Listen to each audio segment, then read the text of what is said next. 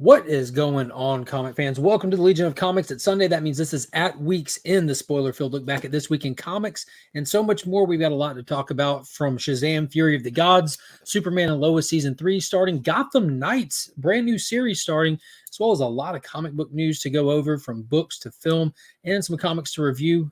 Don't go anywhere. Check this out.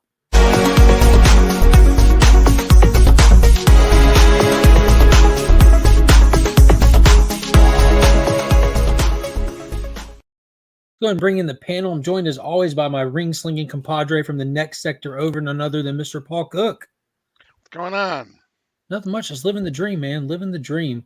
I just going to let everybody know, me and Paul just got done recording our DC Deep Dive that will be airing tomorrow at 10 a.m. on his channel, so be sure to subscribe to Sector 2815. He just recently passed that 300 subscriber milestone. We do a lot of fun content over on that channel from the DC Deep Dive to Guess That Key every other Wednesday, which is always a blast, and the live chat participates in that as well. So definitely be sure to check that out. Yes. Thank you. I wanted to plug that at the front end because a lot of people catch the front ends that don't always catch the back. My work here is done. I can go now. All right. See you later, bud. Also joining us tonight, he spread something. I can't. What was it? Spread cheeks? Spread love. It's the Brooklyn way. Mr. DJ Link is in the building. Nano. You definitely want to plug it at the front end. That's the way to go. Exactly. Yeah, exactly. Spread it, front end it. Got it. Exactly. And throw in a plug. There's got to be a plug. Speaking of plugs, this man uses CGC slabs as plugs. Mr. TM Nerdy. You definitely want to go from the front, not the back. It gets dirtier when you go through the back. Oh, the back end. Yo, this is a lot of useful information right at the front of the show. We're just at 2 minutes in, and that's at least 5 life lessons we've learned. It's not only good, it's good for you. Also, you want to keep towels handy just in case. Yeah. Start with towels. So real quick, I also want to announce the 2,000 subscriber giveaway will be this Wednesday right here on this channel. Thank you so much to all the subscribers doing the big hangout celebration, be giving a lot of stuff away. If you have not entered that giveaway, just scroll back in my videos. It was posted 2 Wednesdays ago, I think. Yeah. And just go check out that video. You can do just as simple as leaving a comment with the hashtag We Are Legion. You're entered. Be present in the live stream. You're entered for other prizes as well as that. And then go check out that video and screenshot it and post it on IG, and you're entered in a separate video. So I'm trying to make different ways for people to enter. I know not everybody can be there in the live. Mm-hmm. People got lives. People got work. People are in different time zones. As of last night, I'm familiar that like 20% of my audience is in India, and like less than 1% is in Australia. So you have to do it India time. No, just 20%. I went over this with Rob, who decided to do his in UK time. I'm like, check your analytics. So we went over our analytics on Remy's place. Yeah, so we're still doing it 9 p.m. approximately. If you watch my channel, you know all times are approximate. But Paul will be there hanging out. DJ will be there. I'm sure there'll be a couple other people there hanging out. It'll just be a big celebration of all of you, the people that have supported this channel, and the people that continue to support it, and all the new people that come. So if you're a prize lizard, you're welcome too, man. Like, everybody who comes and shows up to hang out in this community is more than welcome. I know we use that term. It is what it is. You're all welcome, though. Mm-hmm. I like free shit. I'll be rocking my prize lizard outfit.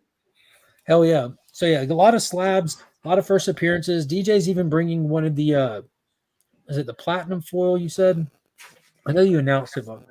Yeah. This is what I'll be giving away. Secret Wars #2, first appearance of God Emperor Doom, as well as this fantastic platinum edition of Superman something 1. Very nice. Which all sold out like in minutes. Boom. Sold out, super hot book. I can't thank you enough, man. That's huge. I appreciate it.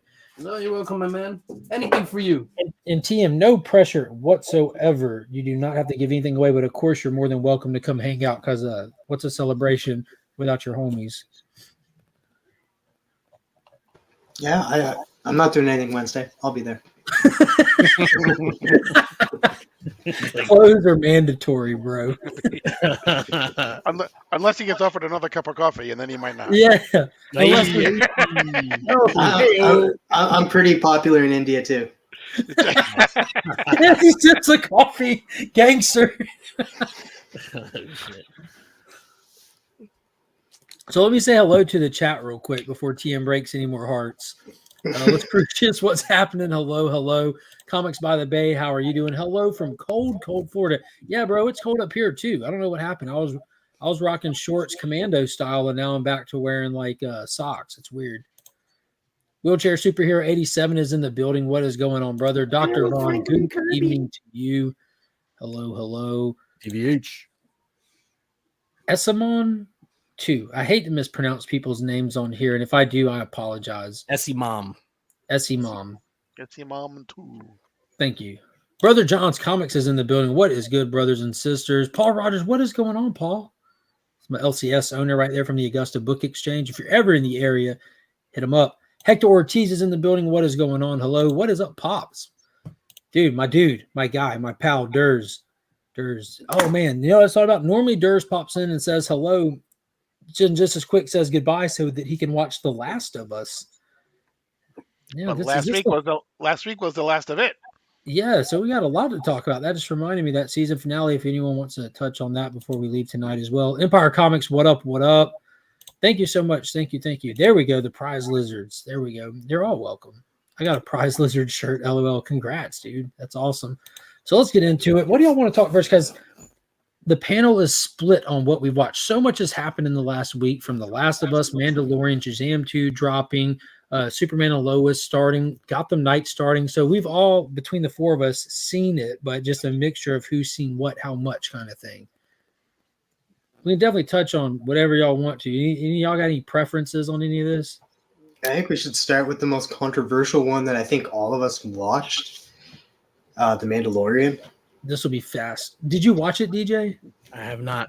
Never mind. No, we can I don't care about spoilers.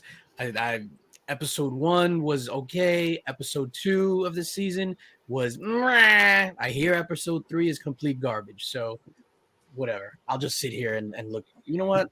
Put the shade, yeah. We need the shade. There you go. There we go. So yeah, there's a couple things. All right, so I'm going to give my review quick. The show was just built off of a giant plot hole. It was almost like they're trying to create this little subplot just to have like this emotional delivery. It was almost like the whole Last of Us. The structure of episode 3 was just like the structure of The Last of Us. Not trying to say that they're copying or borrowing from the time these were filmed. I'm sure they weren't even aware of what each other were doing. But you start with your primary characters and we go off into a random thing that has really nothing much to do with it. Spend the whole episode there with these two characters, and then we come back at the end to Mando and Bo-Katan. It was almost like the Frank episode. But the only difference is it was a giant plot hole the whole time. We pretty much revisited a scientist that we saw in an earlier season, and they played up the importance of him and cloning and talking about how he's starting cloning and he's creating cloning, in which me as just a film TV show guy, cloning's not a lost art. You know, like the aliens and the planet Camino have been doing it, and they just got rid of the Empire that was made of clones. But needless to say, the Empire's done. They're reconditioning people to reintegrate them into society. Another one of his shipmates talks him into starting the research, takes him to a defunct star cruiser to steal his research and lab equipment out. And as they're walking out, she hands him over to the authorities, keeps his equipment, and then they fry his brain to erase his brain. And all I could think about is, why didn't she just go get this stuff herself? Because she was the capable one of the two and stuff. And it was kind of just. And to speak on that, it wasn't even like talking about like how it's talking about like why he got in trouble. Like why he's under like he has to go meet with this robot because he was experimenting with cloning, and that's why he got in trouble. He was trying to like convince these people in the ceremony that this is why he did it, doing a little TED talk. And then to speak on like how it's to set up a new show, because a new show is coming called The New Republic, and that was that. And so it was just kind of pushed into us, but it's going to be connected with The Mandalorian, I think, because those Emperor planes that were coming in that were destroying, they were like, why does the Emperor have that many vehicles? So it's like the start of the new order, or whatever they were called. First Order. The First Order. I think we're seeing remnants of the start of the First Order coming together like butt cheeks. But needless to say, what this episode was, like the criticism comes from this show has been so good because this show has focused on and cared about this show. Mm-hmm. And now what this show is doing is focusing and caring about shit in the future, and it's costing the quality of this show. And whether you enjoy it or not is a separate entity. These plot holes are undeniable. The lazy writing is undeniable. You can still enjoy that stuff. I enjoy a lot of stuff like that. Mm-hmm. But when we've had 2 seasons that were just peak storytelling, characterization, all that, and then it just shifts immediately down to here to some other style of story writing and stuff, I'm like, it's apparent that it's a shift. Yeah, I think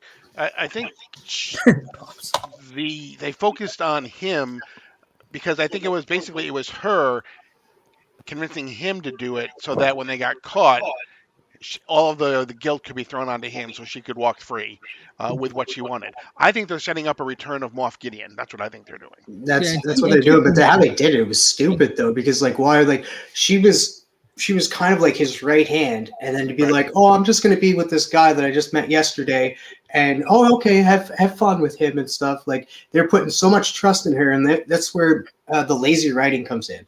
We're expected to be like believe that these characters are just going to do that. No, she was his right hand, so of course they're going to be like kind of weary about her as well. Yeah, the whole thing was ridiculous. So like the guy is shy, he's an introvert, and this girl talks him into finding purpose and doing his research. The cloning that he was doing is outlawed here on Coruscant and with this working government. But she's like, they don't know what's good for him. If you can do it and put it in the hands of good people, it'd be good for him. So she has to carry him across borders that they're not allowed to cross, into places they're not allowed to go, break into doors that are locked. She did all of it, walks him to the lab that he didn't know how to get to.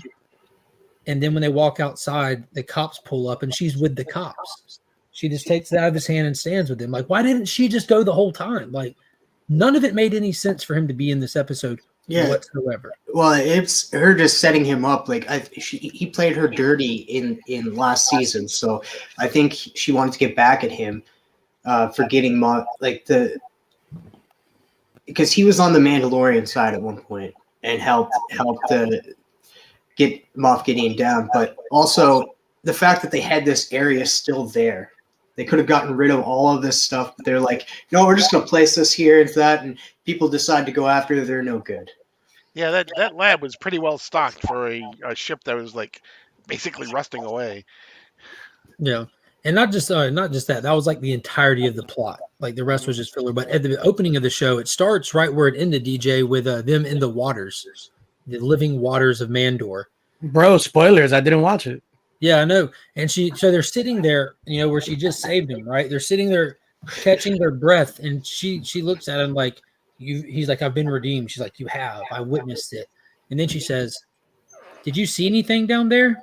He said, no, just some chasms and stuff. There wasn't anything down there. Like he didn't just get yoked underwater by a beast that she had to dive down in there and save him from. He didn't see it. He doesn't know it's down there. No knowledge at all of her saying there's a beast down there than him getting drugged down there by a beast. They're just writing that off like it never happened to him. And oh, by the way, Bo-Katan, you were also redeemed as well because you happened to go in after him. The mythosaur or whatever it was. So he doesn't remember getting dragged down. No, he remembers. He loses consciousness. He remembers, but he's acting like it was like the way that they wrote it in the dialogue, it's like he just magically got yoked down by. Oh, I don't know. Does it matter? Like I didn't see anything down there. What was down there? All I saw were empty chasms, bro. Like the fact she doesn't bring it up too, it does make me believe like there's going to be a point in time where she goes up against Mando and tries to steal the Darksaber again. Yeah, and I get her. Like I get people like pointing out her trying to keep it a secret for the purpose of her reclaiming Mandalore, but him not. What do you mean he doesn't know? What do you mean he didn't see nothing? What are you talking about? The lazy writing in the moment in episode 2 was her stopping him to read a plaque to tell him what's in the water. Exactly. No, the lazy writing was when she said, "Now we get to kill him. Oh, he's in trouble. I need to save him now instead." But it's just bad. But he does make it back to the little cave next to the space crocodile place that they're still at. And he goes in there and shows him that he's got the vial of living water. And they actually, there was a cool moment with Bo-Katan, which I really liked, who's like this rebellious, petulant child almost that's just got this attitude. She suffers from loss, abandonment, and all of these things. And she's in there, and they point out to her, you went in the waters too? And she's like, yeah, then you've been redeemed. You haven't taken your helmet off since then, have you? She said, no. And then the forge lady says, then you're Mando. Then you're one of us until otherwise. And they all start putting their hand on her. So I'm like, yo, that's her turn right there. That's everything that she's been missing, like acceptance, camaraderie, a brotherhood, a sisterhood. I'm like, dude, that was a cool moment. What happened to all the other people that she was with, like Sasha Banks and that? Yeah, as soon as she lost the black, like, because that's why they were following her, is because like she had the dark saber, she was leading these Mandalorians, and they just followed her with that dark saber. Once she lost it, they just left her, and she sat on a throne that actually got blown up. So a throne. That's another thing I didn't like about that cutscene, because like it was like a cool ass scene prior to that, like. This episode was not that great, but there was great moments in it, like because like them fighting in the sky and that, and taking down these Emperor's ships and that was pretty cool. And then seeing the devastation of Bo-Katan whenever the kingdom gets blown up, and then all of a sudden they're just like, all right, let's go. And then they go, and then all of a sudden it brings us to a new story. I was like, no, I want to continue that. Why are you doing this to me? I'm still gonna watch it. I'm like I'll watch it before episode 4. I'll probably watch it tonight at before bed or something like that. It's not like I'm gonna give up on it. I'm still hopeful for it. It's the only Star Wars property that I like really enjoy as far as the TV shows go. Whatever. Hopefully it comes back around. Just give me more Grogu. Yeah, that's how I feel. Like I'm sad to see that the writing has suffered for the sake of setup, because I feel like there's countless great things out there that write phenomenal stories while they're setting up. They don't do one or the other. And Mandalorian has been one of those the entire time that does both at the same time. Like that whole Luke coming in thing, that was a setup, but that was probably the most dynamic, emotional pop that I've ever had in Star Wars history, was when they brought Luke back for that scene. But I don't know. I'm hopeful for it. But the news dropped today, or was it yesterday, where the ratings and the viewership is in for the show. The ratings are a little bit lower than the episode 3 of Mandalorian was the lowest rated episode in all of Mandalorian's history.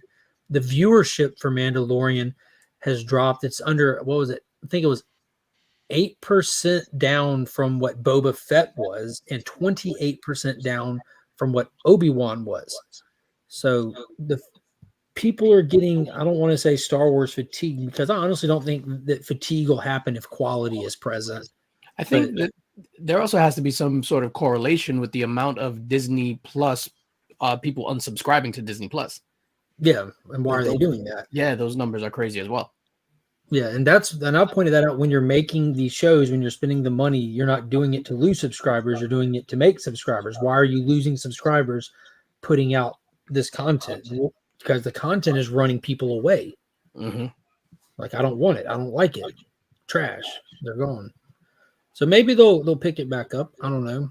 Or maybe they're happy with the numbers dwindling and the subscriber loss and the viewership's tanking. Maybe that's their goal. If that's their goal, they're doing great. But if that's not their goal, despite if anyone likes it or not, they have to step it up. If you like it, just be excited, because for them to continue, they're going to have to do better for you as well. I'm going to go out on a limb and say that's not their goal. You don't think so? No. Yo, man, the last 2 years make me think it is their goal. Yeah, I don't know. There's a difference between what's their goal and what's their results. I just thought they would have learned quicker, I guess. I don't know. I know that I think I'm the only Travis watch that. DJ, you want to talk Shazam real quick? You're the only one on the panel that's had the opportunity to see it. Me and you are probably the only two people on the internet that have watched it. It did horrible at the box office. Did the box office numbers come in? Yeah, they've been coming in as of last night. It was at early last night without last night numbers, and it was at 11.7 million domestic. I think Paul even said before we went live, it's up to over 30. It's like 30 million for the weekend is their guess. So 30 worldwide? No, that's domestic. Domestic. 30 million domestic. Even still, that's crazy. And they had a goal, or they had a prediction of a low side of 35 million. So they were even predicting low, and it came in even lower than they predicted. Yeah, it's at 30.5 international, 35, and worldwide 65.5 right now. And that's without the Sunday night numbers in. That's the Thursday, Friday, Saturday numbers. Oh wow. So let's just say 70. the Sunday 70, 80 at the most. Wow. That's crazy. 80 is really not. I mean, depending on what I know that the first one was small budgeted. I forget what this one was, but it's still not going to see it. It's still definitely not going to see it. Wow. But yeah, let's get into it. Basic plot of this movie: the Daughters of Atlas. Everyone's seen him in the trailers. Dame Helen Mirren, Lucy Liu, the Daughters of Atlas, the old gods, are coming back, waging war. They want their title back. They want their place back. And we find out in the movie it's because the wizard Shazam cut off the realm of magic and cut off the gods from magic. And they got access back to it when the staff was broken at the end of the first film. That's what was holding the magic in. That was like the catalyst for the spell that he did. So they're waging war. And we're catching up with the Shazam family and what they're doing, trying to work as a team and just do superheroing in Philadelphia. What were they called? The Philadelphia Fiascos. Fiascos. I was going to say F-ups. Same thing. I mean, they're trying to help, but at the same time, they're causing like massive destruction and shit superheroes do, especially kids superheroes do. Is this the first time that because I know in DC you have Metropolis, but I guess you had Kansas City, which is a regular place. How do you guys feel about them using an actual place in our reality instead of a made up city? It's fine. Yeah, I actually like that better than the made up cities. The real places exist in DC Comics, but they also have staple places that are made up for comics, like Metropolis, Gotham, Central City, Coast City. I like that they have that aspect where the world it's got that sense of groundedness, but it also has that sense of hyper reality. This is a place I can also escape to. You can, no matter where you live, you can see pieces of your city in a lot of those cities. Or you could be like Marvel, where 97% of all comics take place in New York City. DJ's lucky. The rest of us are just left out. Name one superhero from. I said hero. One superhero from Georgia. Peach Man. Yeah, basically, Peach Man. Yeah, Peach Man is the shit, man. Peach Man. The rest would probably be villains and from a few decades ago. Yeah. Oh, shit, dude. I don't know where to go. All right, back to Shazam. Shout out to Jungle Action 23. Yeah, about to hit it with the overall rating. So just to start with that's a good place to kick off. I would give the overall rating. TM, I need your help here. Do you see the yellow in the middle? Right, up. There, right where the yellow touches the yellow green is about where I would put this movie. I'd give it a solid 6 to 7 in that range. For me, it was fun. It had a lot of action. The jokes really landed for me in this one. I thought, that first one, I wasn't gangbusters over. I enjoy it. It's fun. So I think I went in here with that same mindset. This is going to be a corny ass movie, campy as all get out. And that's how the first one was for me. I'm not a fan of Captain Marvel being an immature twat while he's a hero. It doesn't make sense to me. We've talked about it before. He's got the wisdom of Solomon. That doesn't make any sense at all. Look at Black Adam. He learns how to speak English just from hearing it because he has that same wisdom set. Then you have Captain Marvel might do that's whatever. Yeah, it doesn't that's make sense. That's what I heard. The issue with the characters that jumped between each other, that whenever they said Shazam, but the two characters that played Captain Marvel. Yes, I said Captain Marvel, not Shazam. They didn't seem like they were the same character. and it felt like he got like younger when we became Captain Marvel rather than when he was Billy Batson. That's what I'm hearing. It was fun, and that's something that I'm sure we'll talk about because me and DJ already had that conversation talking about it. But where would you put? No, we haven't. What are your initial thoughts of it? We established also on In the Mix this past Friday, Thor: Love and Thunder is probably the worst comic book movie that most people have ever seen. Yeah. For me, Shazam 2 was middle of the road. I actually really enjoyed the first one. So I enjoyed the first one. I'm glad I didn't rewatch it prior to seeing this because I probably would have disliked this one even more because the first one was just like a breath of fresh air. Overall, on a scale of 1 to 5, I'm going to give it 2.5 handies, which is the equivalent of, a 5 out of 10. For me, it's middle of the road. There were some jokes that landed, but a lot of the stuff, I don't know. It just wasn't for me. So that doesn't mean that the movie was bad just for me. I'm not one that enjoys overly like comical movies and stuff like that. Like I'm all about dark and violence and shit like that. That's why I hated Thor 4. Heck brought up Thor 4. That is like the worst. The worst. It's the bottom of the barrel. I just got a stomach ache mentioning Thor 4. But like in the beginning, like I'm there, I'm watching it, and then I'm just like straight faced. I thought a lot of the jokes were corny. But there were a lot of bright spots. So like we mentioned, Freddy to me was the star of the entire movie. Loved everything Freddy did. He's hilarious. I thoroughly enjoyed. We're gonna skipping towards the ending and that big climax. The Minotaur and the Cyclops and the unicorns, like the way they were made up. I'm a sucker for anything Greek mythology. So as soon as like when I saw the Minotaur, I was like, "Yo, that's a Minotaur! What?"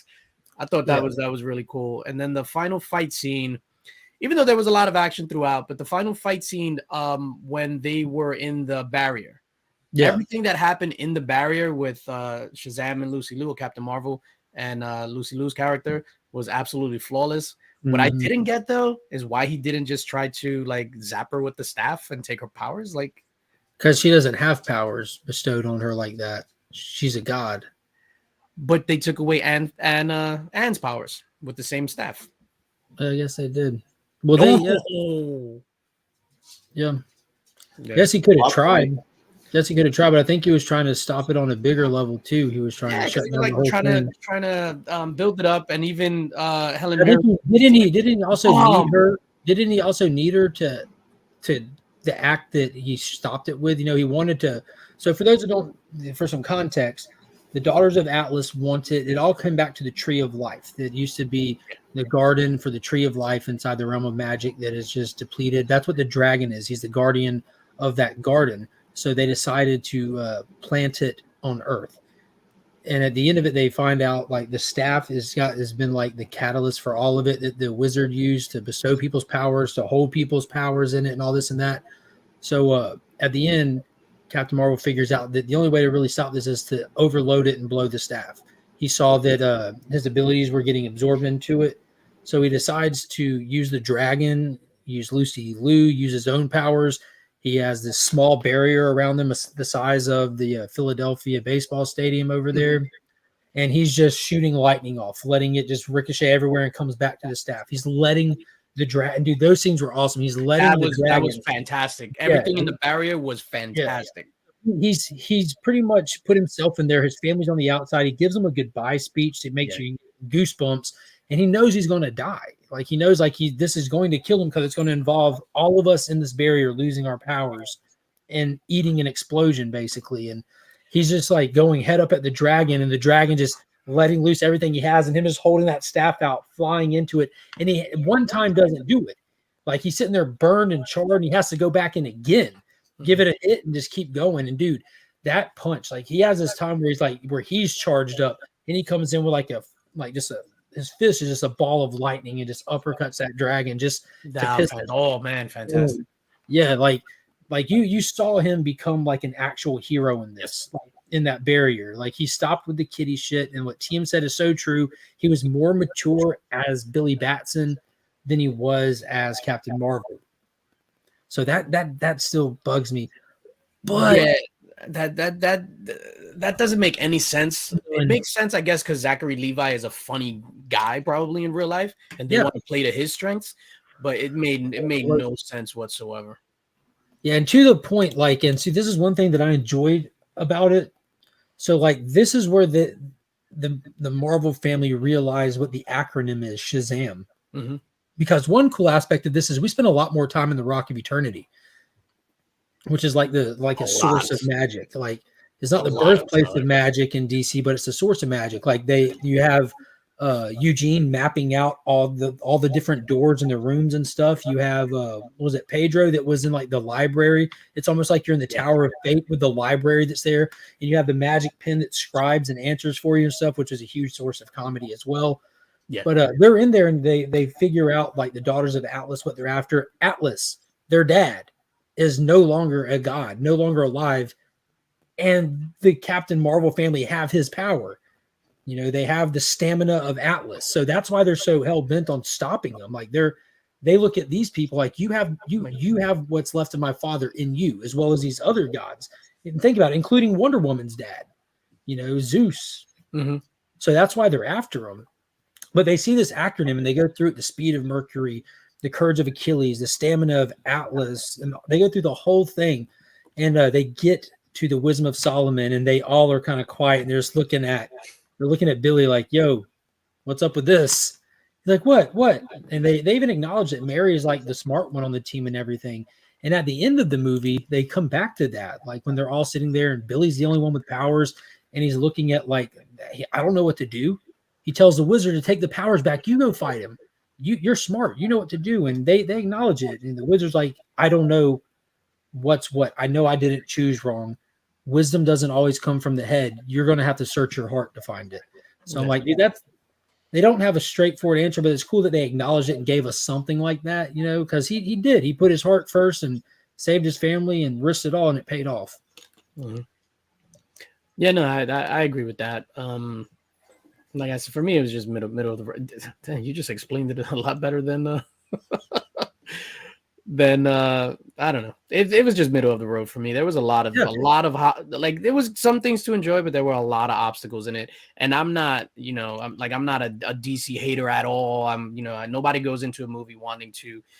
That shit was terrible, man. From the beginning, then the whatever. Taste the rainbow, mother.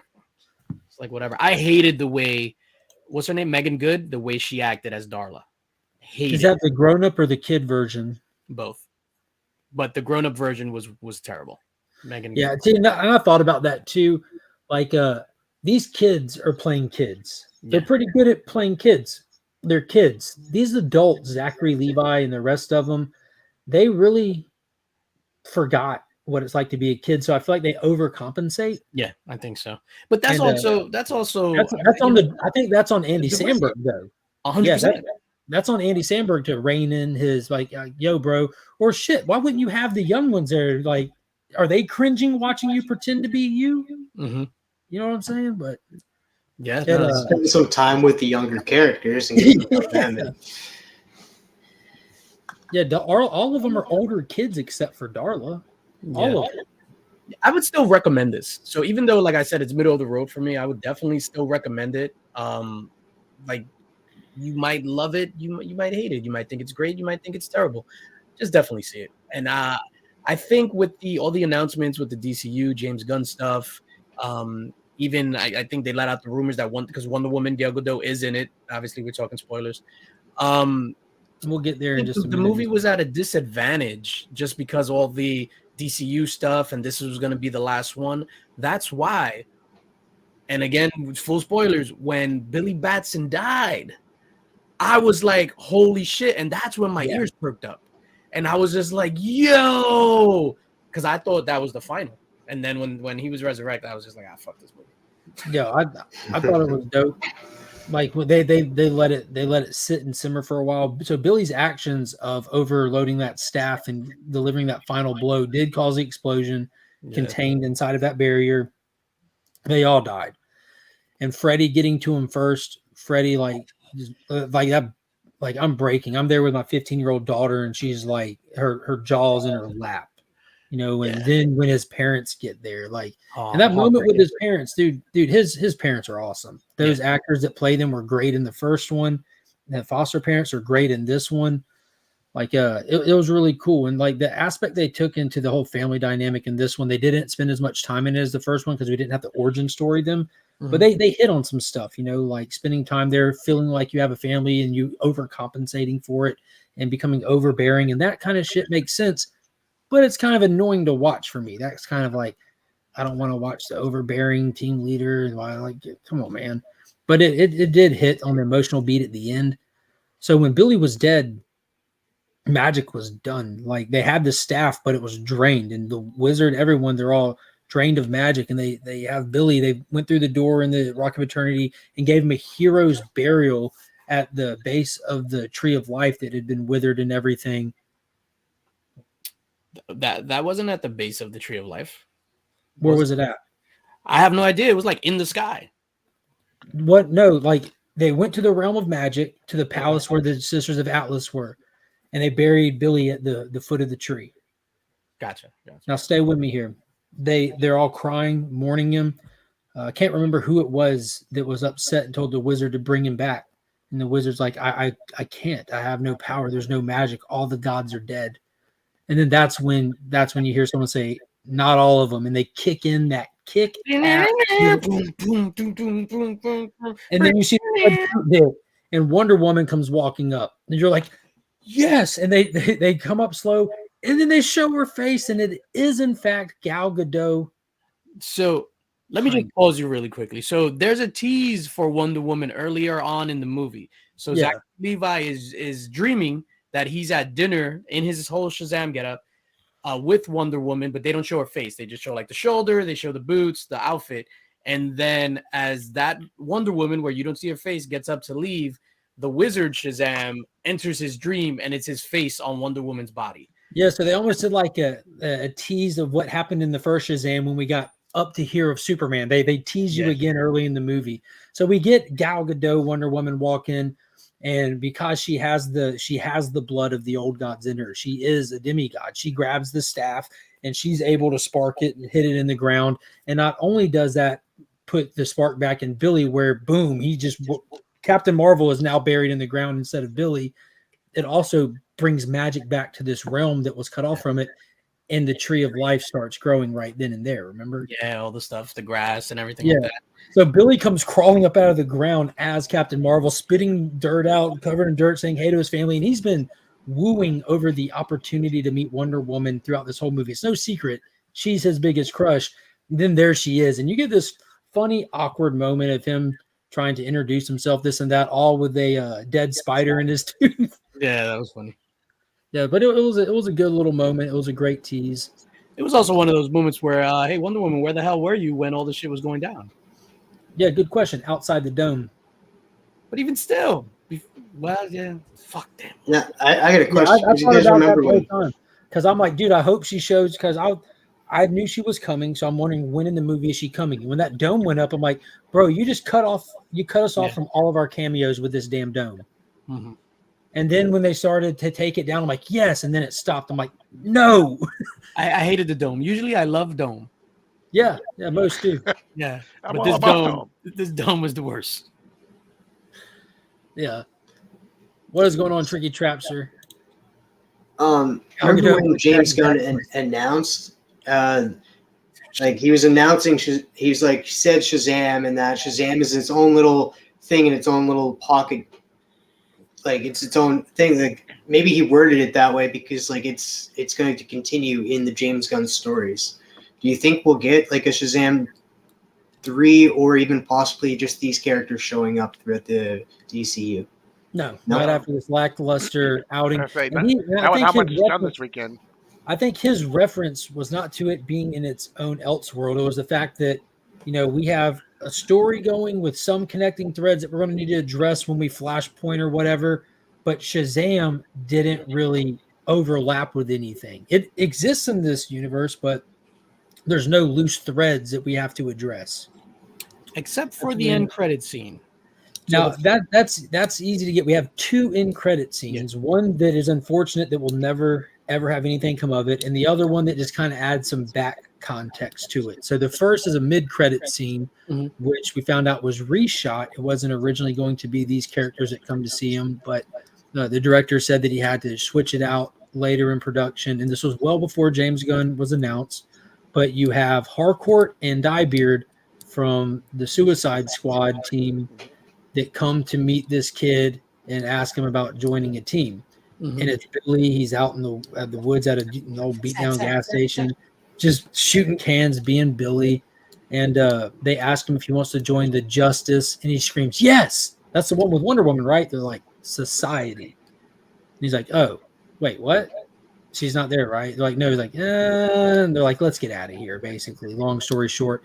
So it looks like this was pre-Black Adam, in my opinion, because we know that Waller was on top of what was happening with Black Adam and Kahndaq, and she knew that they needed a heavy out there. She's more than aware of this stuff, so she did an attempted recruit on Captain Marvel to deal with the Black Adam situation, is how I took it. Yeah, and they even mentioned Waller during that whole exchange, which again, it goes back to him being super immature as Captain Marvel, especially after everything that had just happened. I was just like, it took me out of it. I was like, oh. Yeah. They need to quit with the kid shit. And then the actual after credit scene was literally a continuation from the one from the first movie, where you have Savannah in jail and Mr. Mind comes to see him. So you have Savannah in jail with a bigger beard this time, and Mr. Mind comes to see him. He's like, "Dude, where have you been? It has been years." He's like, I have to crawl and slide everywhere. It takes me a while to get around. But my plans almost come together. I'll be back. I got another thing I got to do, and just dips. Yeah, he like crawls out. He's like, no, come back. I'm so happy that character shut up again. Yeah, but it's unfortunate that it won't get to go anywhere, because this is it for it. Like, they should have put him on his shoulder, let him crawl in his ear or something. Another awesome cameo was the kid that played Billy Batson from the 70s Shazam show. He was in it.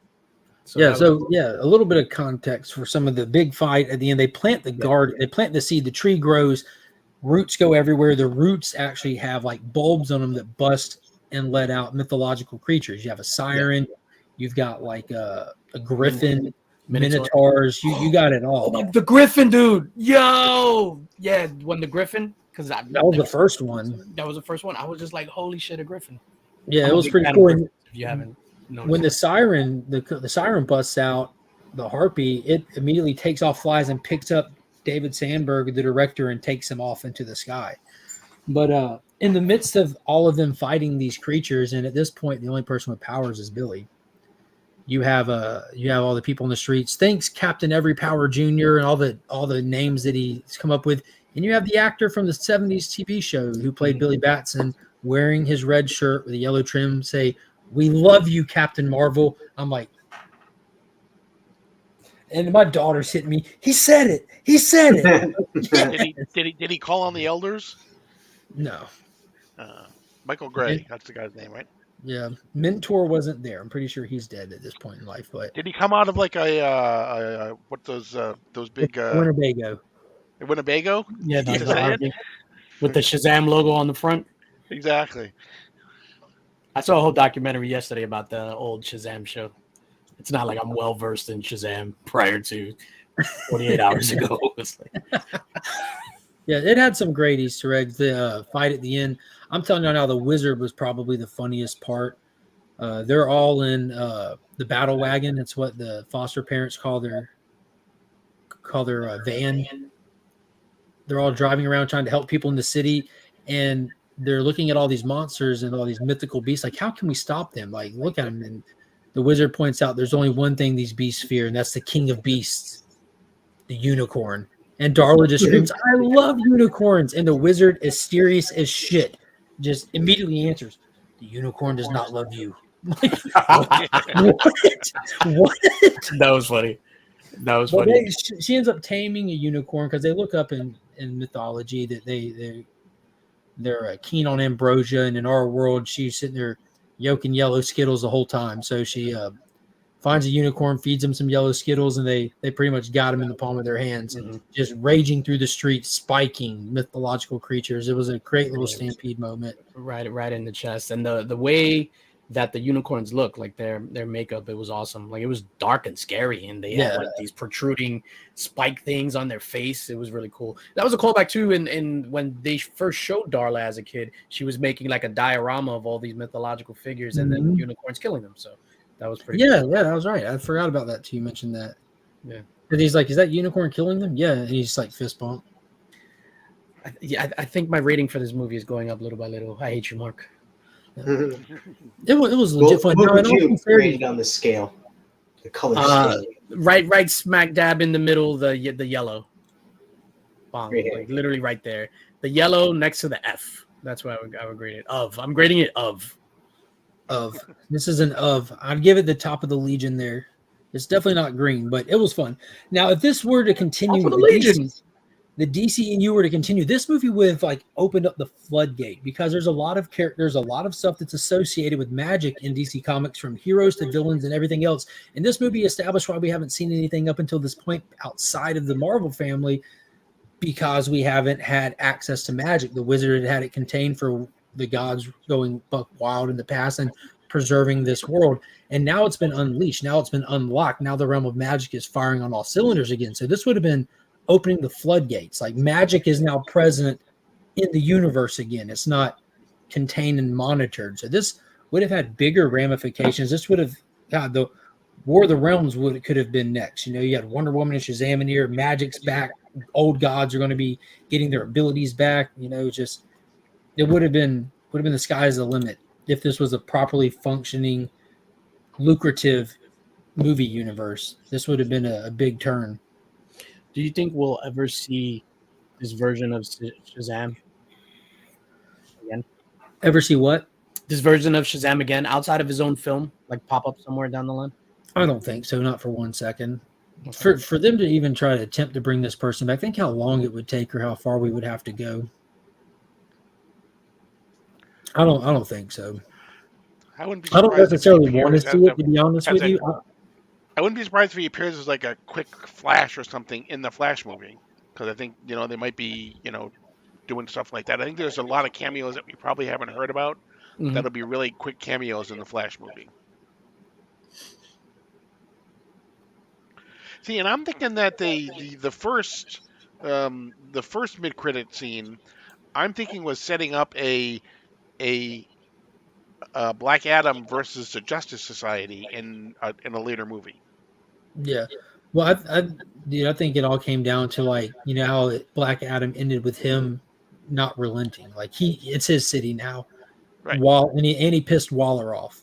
She sent Superman in to give him a talking to. She's now stacking her players. Like Amanda Waller is the most prepared, like more than Batman. Amanda Waller is the most prepared person in the entire DC universe. I think she's just stacking her cards. And we know that Captain Marvel was part of the Justice Society, especially through that era when Black Adam took over Kahndaq and they went to address it. Like Captain Marvel was there on the team, even relinquished leadership to Hawkman, saying he's more suited for this than I am. Like just because we have the same powers, don't assume that I need to be calling the shots out here, But I think they're just stacking it proper for the future. Who knows? Shazam Peacemaker team up. Yeah, dude. Yeah, can you imagine putting a kid with Peacemaker? God. He's no Pedro Pascal. Yeah, but then that'll explain like the immaturity of like Billy Batson and stuff like that. That will actually be really good, like Peacemaker and Shazam. Yeah, they'd be on the same level, minus the language and the their downtime activities. Oh yeah. Wow. My oldest daughter just started watching that, and she watched that first episode, and her mind was blown. I'm like, just wait, you ain't seen nothing yet. The sad part is how long it's going to take to get a second season now, because he's got to direct the new Superman movie first. I don't know. Like, I'm on the fence with that whole thing. Like, I'm ready for a second season, but I in no way see, like, Peacemaker season 2 is the next thing. Like, for me, like, the Suicide Squad, Peacemaker, Waller, that's all the same thing in my mind. Mm-hmm. Like, I'm ready to get a lot of Peacemaker, but I'm just ready for the next installment in the Suicide Squad adjacent stuff. That's all. And who's to say like Peacemaker won't be part of that Waller series, and that could be like a lead into Peacemaker season 2 in that. Like, put more focus on that because it's going to have Team Peacemaker. Who's to say it's not going to have what's his name? I can't believe I'm blanking on his name. I just need more Vigilante. That's all I need. That's his name. Vigilante, yeah. Yeah, I feel like he's going to be definitely featured in the Waller series as well. Oh, man. Yeah, he did say it was going to be following up on our cast of teammates from the Peacemaker show. So we'll see. We know how Peacemaker ended with Waller getting outed to the public for her Black Op mission. So, and you know Waller ain't going to let that slide. So we'll see. We'll see. But yeah, I would say if you haven't seen Shazam, it's definitely a fun afternoon at the theater. Go in, just expect fun, and you got kid superheroes. I mean, what do you expect? Yeah. No, I agree. I agree with that. It's not a game changer. They're not rewriting history with this one, but it was fun. That's what I was expecting, though. I was expecting history to be completely rewritten, and I was disappointed. History was already rewritten with Wakanda Forgettable. You can only rewrite history one time. Well, I don't remember that movie. What are you talking about? Yeah, most people don't. I'll tell you who doesn't remember it. Lego collectors. Next topic. Oh, shit. Shit. I mean, if anybody's looking for a Wakanda Forever Lego set, I'm pretty sure the shelves at your local Target are stocked with them. They're everywhere. I was at Target today, and I always hit like the clearance aisle. Kid you not, Wakanda Forgettable figures, just abundant. There's no McFarlane figures out there, unfortunately. And I looked at the Lego aisle too because my daughter recently was talking about doing some Lego sets, and they didn't have any there. They didn't have any. Well, I might have just not even looked. I was looking at Avatar sets. She wants to put together some of those Avatar Lego ones. Those things are expensive as hell, man. It's funny because they actually built another Target over here by me out of leftover Lego pieces from the Wakanda Forever sets. So it's an entire Target built out of leftover life-size chunk of wood that they were floating in the final battle. Oh no! So what else is there to hit? Like, I know, Tim, do you want to do a quick review on Gotham Knights? You're the only one that watched it. I'm kind of curious to hear. Go ahead, DJ. I was gonna say I'm TM before you get in. I'm gonna hop off to deal with my migraine. Mark, as always, thank you for the invitation. I appreciate you coming. TM, you're the god. Paul, I'll talk to you soon, sir. But you're not the god, Paul. I'm not the god. No, you gotta do like Wonder Woman and work some magic into that staff. Peace out. Don't you be talking about my staff. All right, DJ, have a good night. Please. So yeah, Gotham Knights premiered right after Superman and Lois. The first episode, I have not had a chance to watch it. I fully intend to. I'm not excited about watching it. I'm afraid to waste that hour, but changed my mind. I'd like to hear what you thought. I wasn't looking forward to it either. I watched it right after Superman and Lois, and I still enjoyed it. The main character, he may act good. I'm not sure. I just didn't like. I don't like the look of his face, so I automatically just didn't like him. Wait, real quick, just to give us some context here. The main character, is it a ward of Batman? Is it his son? Is it an adopted son? Batman is dead, right? Yeah, well, this is his adopted son. Like, the story starts off with like him in high school, and then him with friends and that, and being like, "Hey, I'm gonna throw a party tonight." And then so he's throwing a party at the Wayne Mansion. He's explaining, like, it's going through like the explaining of who he is and that, and how Bruce Wayne explaining how cool he is. brought him in as his ward because his parents died. They didn't specify how they died. But it's going to happen. It's like going down. And as all this party is happening, there's these 3 individuals. They didn't name them yet until later on, but one of them is Joker's daughter. And that, so they're in Bruce Wayne's office, and they're there to steal something. They go in, they're like hired by somebody. And so they go in, and all of a sudden they see that something has happened. They look at the window's smashed, and then it says, "You're dead now."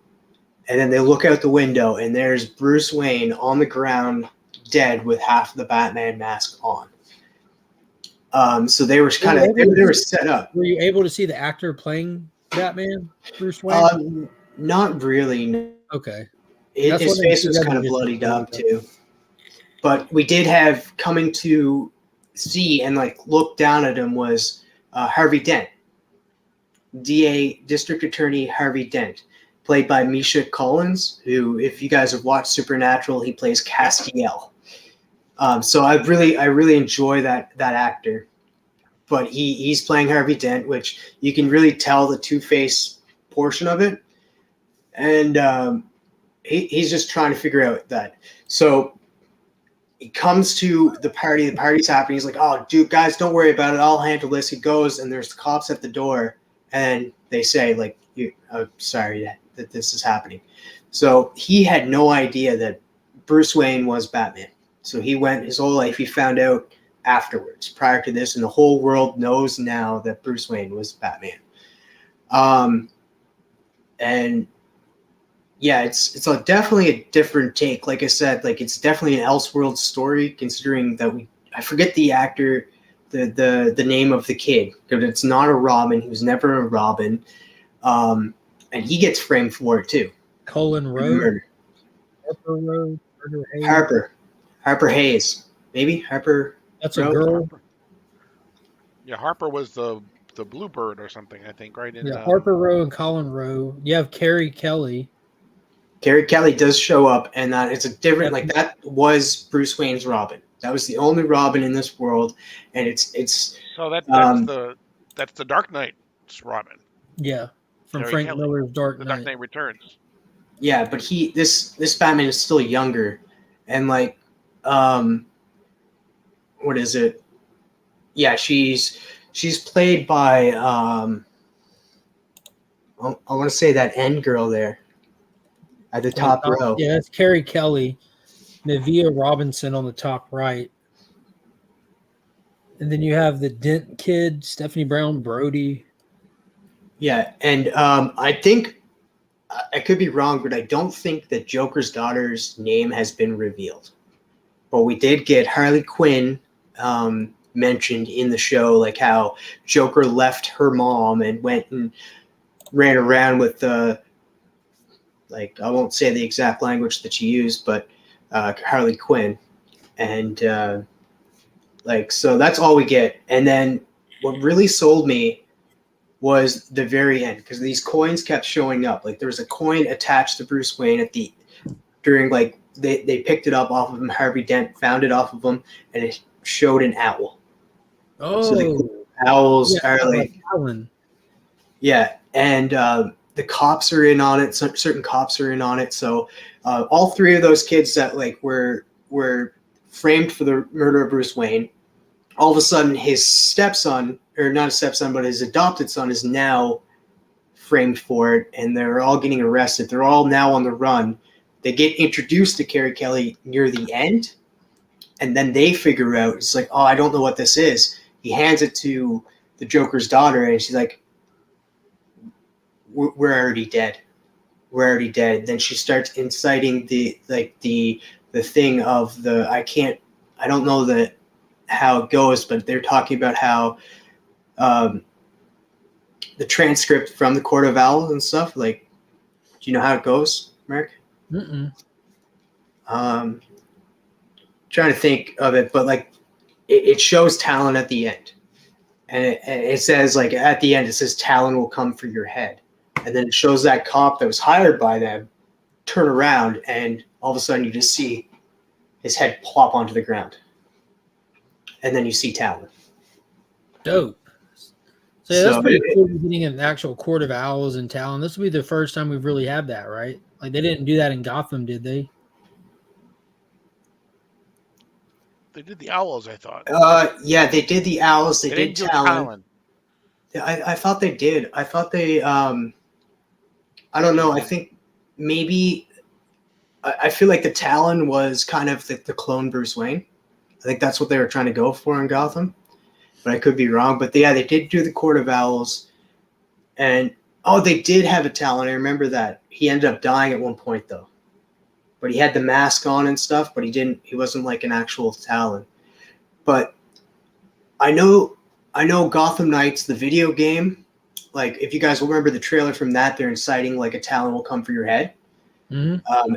And I guess the development team over at that game said that it's totally different. They have nothing in common with this, but it kind of seems like they do, except for the fact that you don't have major characters like Nightwing, Jason Todd, Batgirl, Barbara Gordon, all these characters.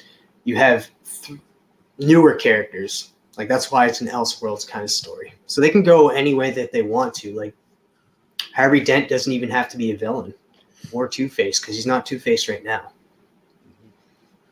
Yeah, I'll probably fire it up tonight. I watch everything on YouTube TV, which means I don't get CW live, but I can like DVR any of it because you can DVR local channels and it catalogs everything. And I've just been so busy. Like it took a week and a half for me and Paul to get to a video we normally do weekly. I didn't put out a video last Wednesday, and I just watched Superman and Lois earlier today. And I haven't read like half my stack of books from this week. It's been one of those kind of weeks. And I've had 3 days off in a row so far, and that's where I'm still at. But it's all good stuff. It's good busy, but I'm excited to be able to sit down and watch some new content. And we were talking Friday night on In the Mix, and all those guys are watching Superman and Lois now. Remy's watching it, DJ's checking it out, Nick's checking it out, and all of them are loving it. We've been singing that show's praises for over 2 years now.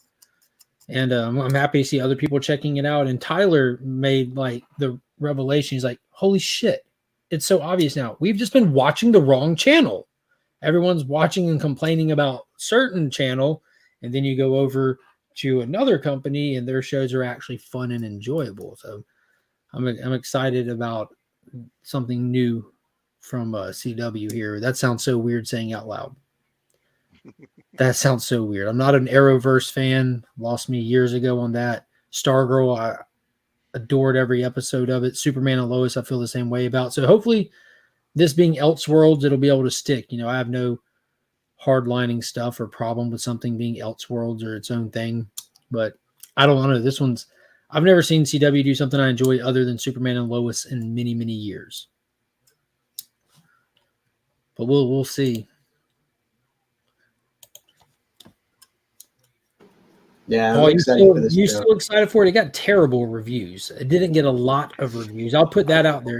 It had less than 20 reviews, I think. I was going to say on that thing that you had brought up before, it said that 10% on Rotten Tomatoes. 10%. That makes me want to see TV series. Because when I seen the reviews, how bad they were, but then I saw how few they were as well. Oh, this is episode 3. I don't want just episode 3. I want the series.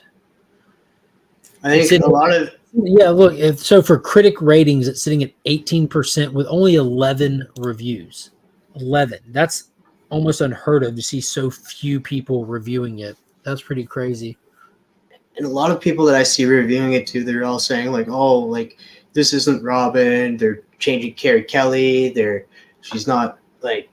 And I was just like, "Dude, you got to look at it like an Elseworlds story. And you will actually enjoy it if you look at it that way, not being a stickler or being like, well, they changed this or they changed that. Don't worry about it. Just have fun watching it. It's actually really fun to watch." And that's one thing that they've established on CW even, you know what I mean? Like they established the multiverse years ago. Years ago. They established that this is not Earth 1 from the comics. This is Earth 1 from the CW, and this person's from a different Earth, and this person's from a different Earth, and this person's from a different time era. They've established a lot of stuff through their time. So it's kind of weird for anybody to check this out and be like, this isn't that. Well, duh. And Stephanie Brown is in it too, and I think she's going to be playing as a type of Oracle. I think it was Stephanie Brown.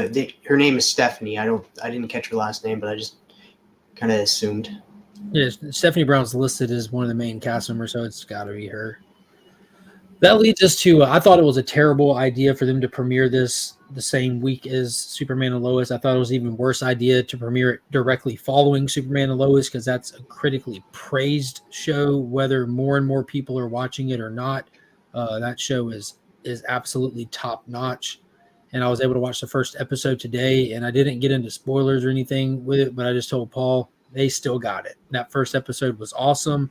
A lot of people saw where the actor who plays Jonathan Kent was not able to return for filming due to having personal stuff going on, so they were forced to have to recast that role. The new actor did fine. Jonathan Kent in this series is kind of a stagnant character. He's not the focus of a lot of the stuff. He's just kind of he works good for bringing the real world drama into it, like I'm having problems at school with sports, with this or that, where Jordan is the one, trying to get your license. Jordan is the one that has like the abilities, and that's one of the cool thing about the show, that they have twins versus just one kid. And someone, I think Nick put it perfectly when he said this is a great show because you have like the world's most powerful person, and none of that means nothing when you're trying to be a parent. And that's what this is. He's dealing with both of it. This first episode was awesome. You get to see some cool stuff. The new fortress is up. You get to see them kind of play setting. This first episode takes place 27 days after the events of the finale of the last season. So it's such a smooth into it. It's not like a huge time jump. Everyone's rebuilding. You're seeing them get settled in with Clark doing his reporting job with Lois. You're seeing him and Jordan kind of training together. You see Jordan trying to overhelp and messing up and kind of putting the cart before the horse. You get the teases for Mannheim. We're dealing with Intergang in the series. You get an old villain coming back and causing some problems, and a tease for a new villain. And Mannheim's going to be a big time player in this. And I think it's going to be cool because if they do him like 90s style, we could get a lot of characters out of him. Intergang had a lot of characters with abilities, with tech weapons and all kinds of stuff. Like he's the mastermind, but he has all kinds of weapons at his disposal that actually hold up a threat. Ra's al Ghul looked like Jafar. That's awesome. Yeah, Norrin Rad said it sucked. Yeah, most people said that. Most people said it. I'm going in with that assumption. Hopefully I'll be able to enjoy the hour. Worst representation of Ra's Demon and Batman. Ra's al Ghul looked like Jafar. That's rough. I don't know. Jafar's pretty menacing, though. Jafar's pretty menacing. He almost took down the genie. But yeah, Superman and Lois episode 1 was phenomenal. Loved it. Can't wait for episode 2.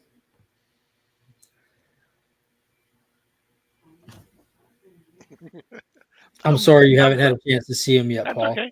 I'll watch it probably tomorrow night. Yeah. Y'all want to get into any books? It's already after 10 o'clock already. Did you hear about the Avatar rumor? Oh, here's the rumor. Yeah, all right. Oh, yes, I have heard about the Avatar rumor that there's a potential 9-hour cut of the third movie that they're going to condense down to give us the movie and then make a limited series out of the additional footage. I am not on board for that.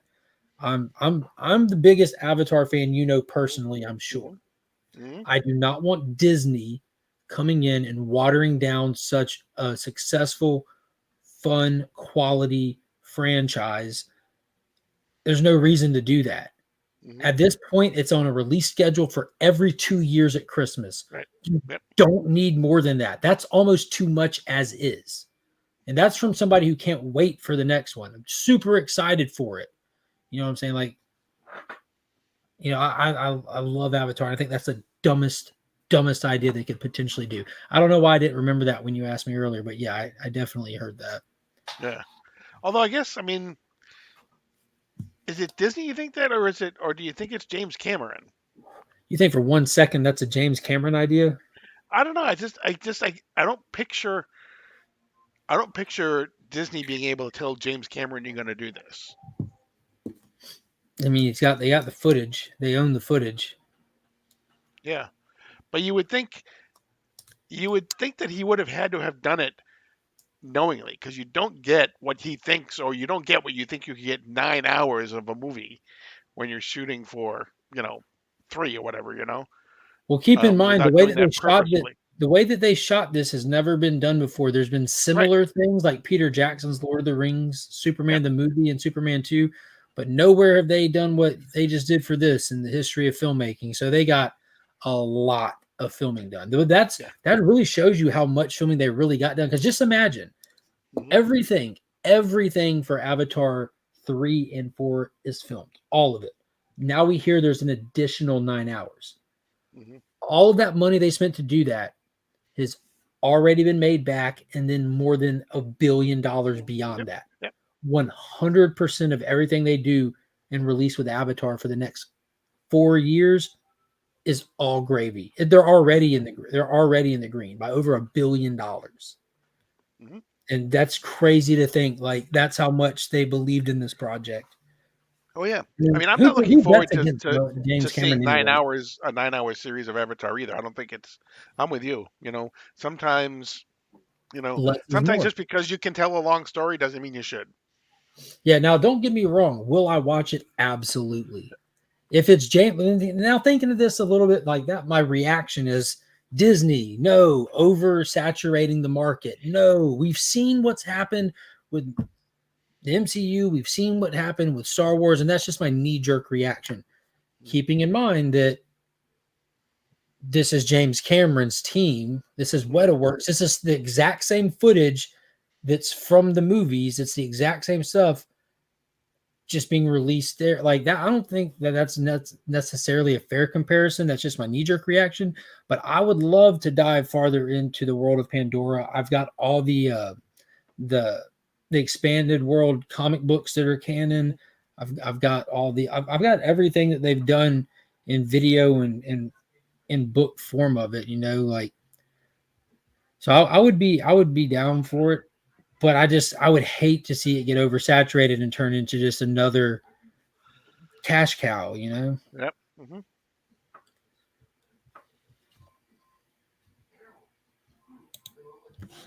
It's crazy. It's like they just add a filter that animates the film shot. What is that? Which one? I see what happens. You mean get a whole bunch of cool stuff like Star Wars and the MCU? Yeah, no. We do for a little while. I wish he would do more Alita Battle. Yes, dude.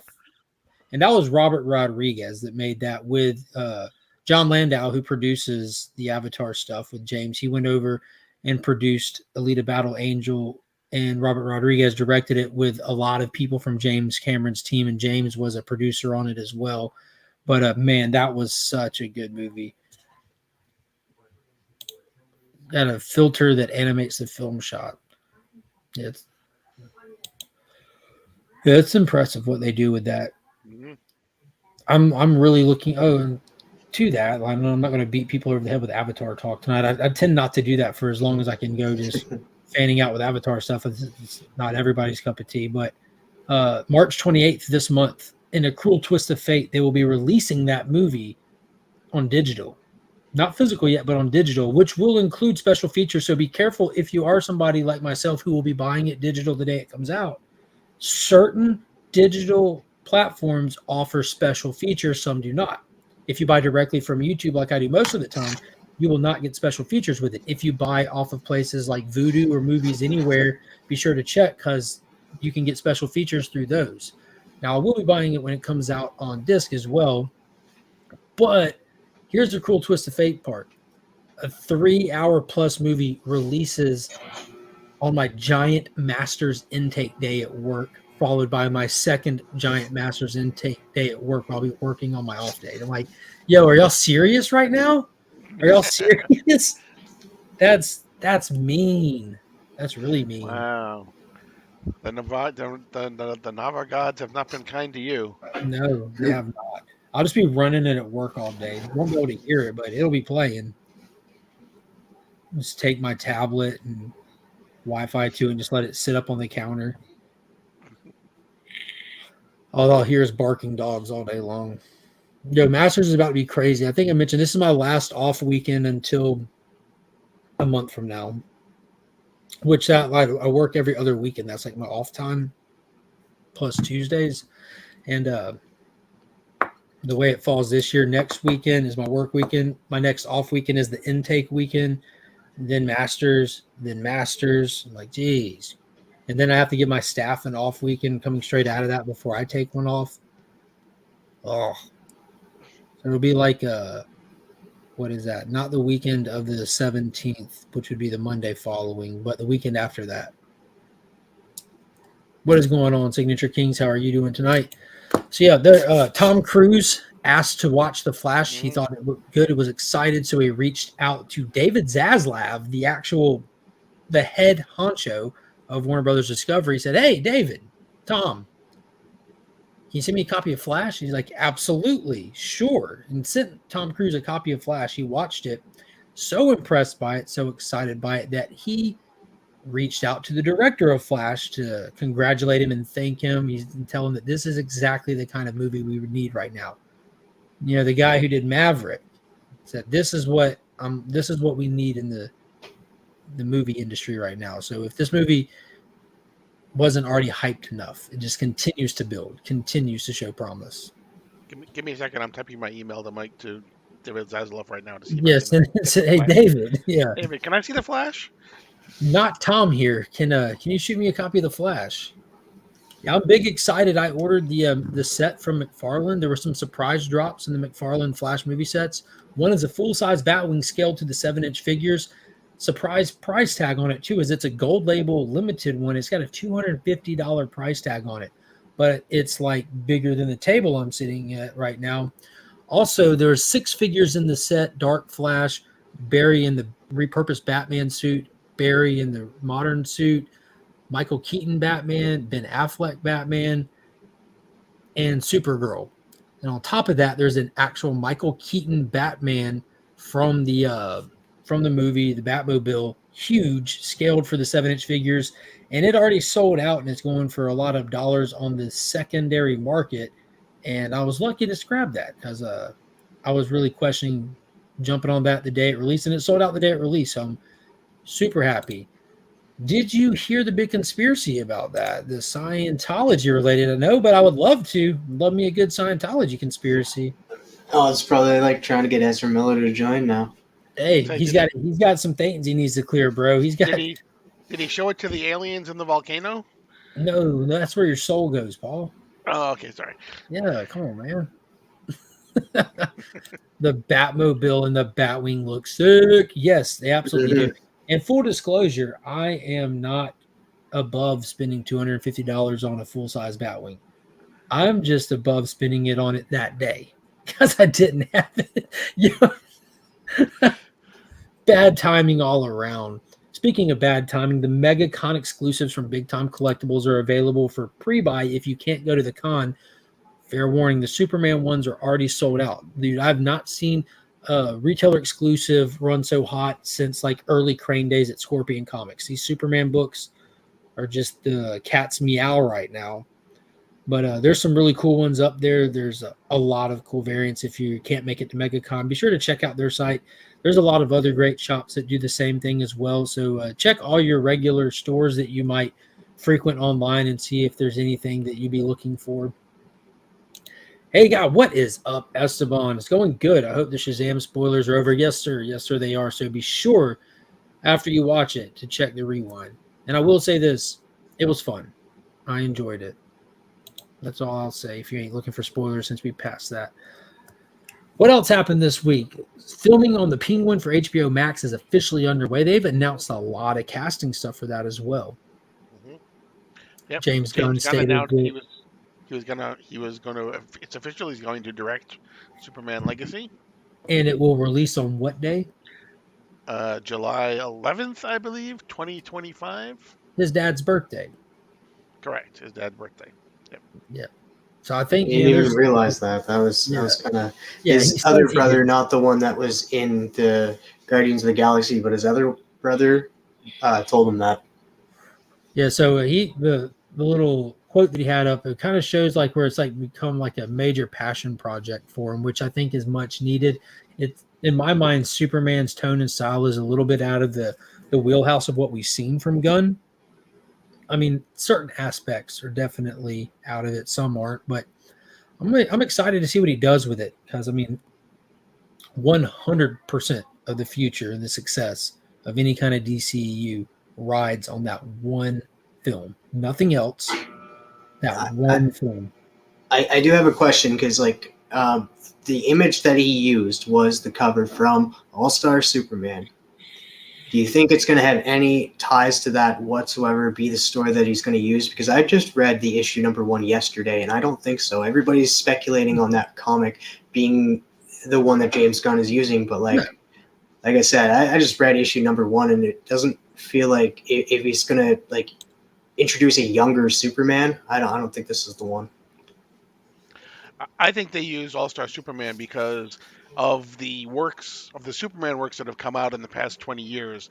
I think All-Star Superman probably hit most of the beats of what the essence of Superman is. Yeah, and look at the other book that he used as well, Kingdom Come, which if you take the message, the core of Superman from All-Star, and take the message and the core of Superman from Kingdom Come, like you get the full gambit of who and why Superman is in All-Star, every angle. Like each issue gives you a different villain, perspective, task thing. It kind of almost showcases the character in full. And then you look at Kingdom Come, which was the other book that he teased and showed off. That explains why those things are so damn important. Not just for Superman to be consistent and to stick to it, but how big of an effect that has on everything beyond Superman, even in the real world, all through time. Even a character who's been around as long as Superman, how important it is for the core of that character to remain.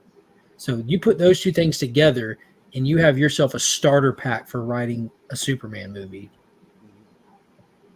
I think he was just doing research, like Paul said. Dude, I'm excited. Esteban went and picked up books this week, or he picked up his books and got catching up this week. He said, I read some comics this week, but I didn't get to finish them all. There's a lot. There's a lot. And I'll be honest with you, man, we mentioned it earlier. I didn't get through half my stack this week. Y'all want to talk some books? We could probably go on like just announcements, interviews, all kinds of stuff. That opening is perfect in All-Star. A doomed planet, a kindly couple, Superman. Like, yeah. I only read 3 books, and All-Star Superman issue #1 was one of them. What'd you think? I enjoyed it. It wasn't what I expected. Well, I guess we could spoil it because it's been out for a while, but like I didn't realize like that. Only about 6. Kind of like he's kind of like the source of like what gives him like the most of his power is actually now killing him because he was overexposed from it, and I didn't realize that Lois didn't know who he was too. Like that was right at the end in that he wanted to reveal to her because he's dying in that. I'm wholly invested in reading this. I'm probably going to read issue 2 later on tonight. You know what's cool is Zack Snyder read that book too, because if you go and watch Man of Steel, when he's fighting the Earth engine on one side of the planet in India, and on the other side of the planet the gravity machine's taking over, he beats the Earth engine. He comes up out of the rubble and he stands there in the sun. And the next time you see him, he flies in and saves Lois, and he's flying against gravity. And if you look, what's happening is he's flying so hard against it that it's actually dragging that solar radiation out of him. You can see it pulling it out of him, like where they they add that little detail, like where he's literally absorbing energy that can be taken out of him. And I just like too how like Lex Luthor is portrayed in this too. Like right at the end, he's like, "Yeah, stop me, arrest me before I do something to Superman." And he's just a grin, like he's already done it. He knows he's already done it. Yeah. So. Yeah, it's a great read. I'm excited for you to get to the Bizarro part. That's tragic. Very tragic. Can't save them all. But yeah, what else did you read this week, Tim? Danger Street and JSA. Which that was really mistitled. It had nothing to really do with her. You don't think it was Danger Street? No, it was just like because it was titled Lady Cop this week, and I was just like, "Yo, the last one was titled Metamorpho, and it wasn't." I think it's just that's true. Yeah, but what was cool about this one being titled Lady Cop, the part that we did get of her, she now has her suspect. She now knows it's a superhero. And what did we see Lady Cop doing in this issue? Training range, firing her gun, telling her friend, like, he's like, "Why don't you just call for Superman?" I called for him once. He didn't come. I don't know if I wasn't loud enough or if he was just too busy. Like, she's taking it upon herself. She's making herself capable. She's like, we didn't need a lot of her. We did get some really cool stuff in here. We do know that we have numerous players. Lady Cop trying to investigate the death of one of the members of the Dingbats. We have the Dingbats still, these kids in a library trying to think about, like, we now recognize who this guy is. What are we going to do? We still need to kill him. You have Warlord and Starman, unfortunate killers who accidentally caused the death of this kid, on their way to go dig him up to try to bring him back from the dead, because that's not a bad idea. We have the green team behind the scenes, like this mysterious team that's trying to control the narrative of the city and try to operate. And it looks like they're trying to run stuff. They're trying to just be key players in the, what is it, like the titans of industry kind of thing. And you have Jack the Creeper working for them, not knowing their nefarious plans. And he's also working the streets as the Creeper and kind of meddling in their plans unintentionally.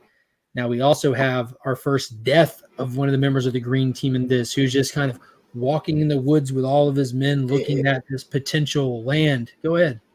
That was just, that took me by surprise. Like, I was just like, you just look at it, his foot is on the neck, and then it just goes crack, and then he just goes back to the kid just dead. I was like, yes, that whoa. moment was so tight. You have this overly confident, just because of money, what looks like a kid from the green team standing there with this confident cowboy hat on, just looking out at the wood line, talking about how I see all this potential out here, and you see all of his bodyguards and stuff behind him.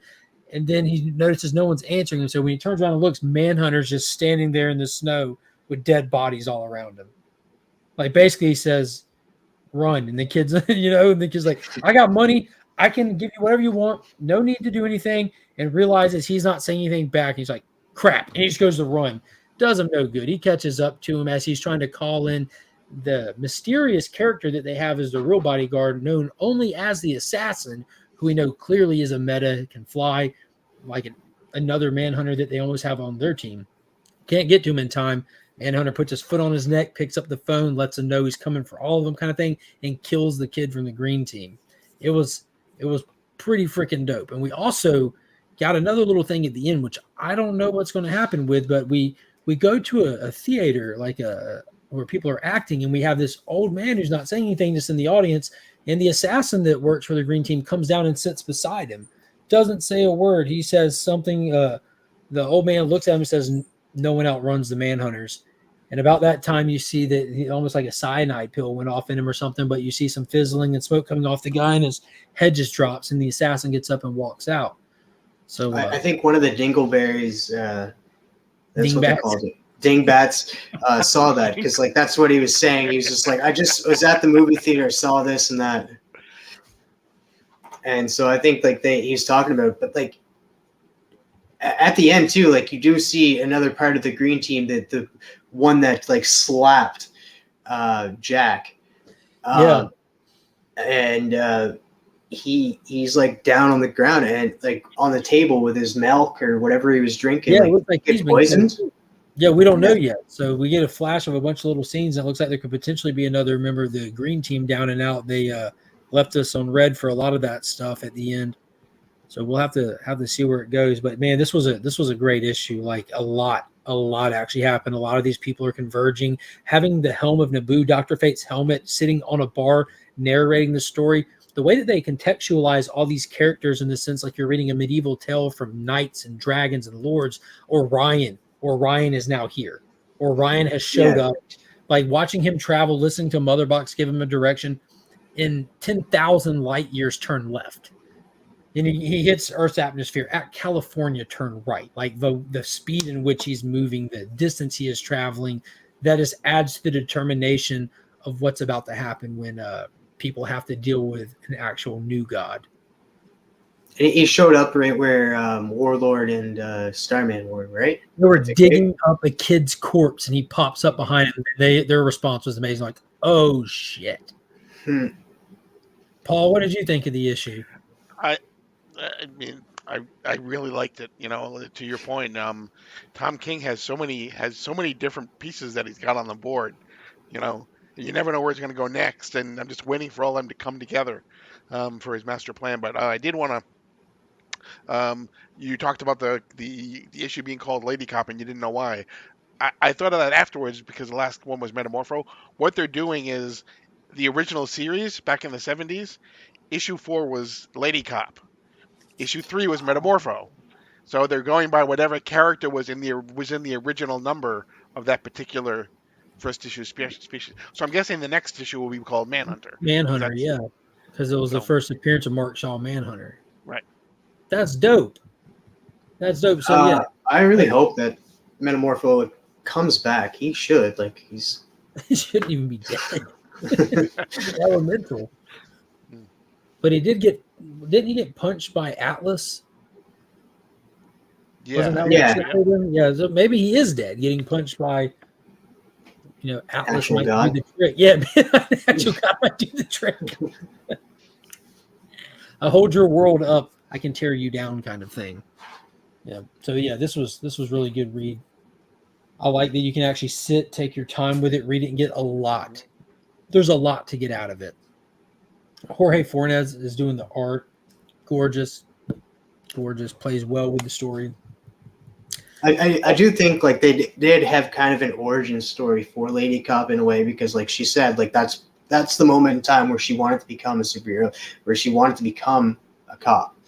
Was under that bed when she was Hiding stuck from there. danger that we don't know what was happening yet. Mm. I am assuming if we read that issue from first issue special that we would have more context to that.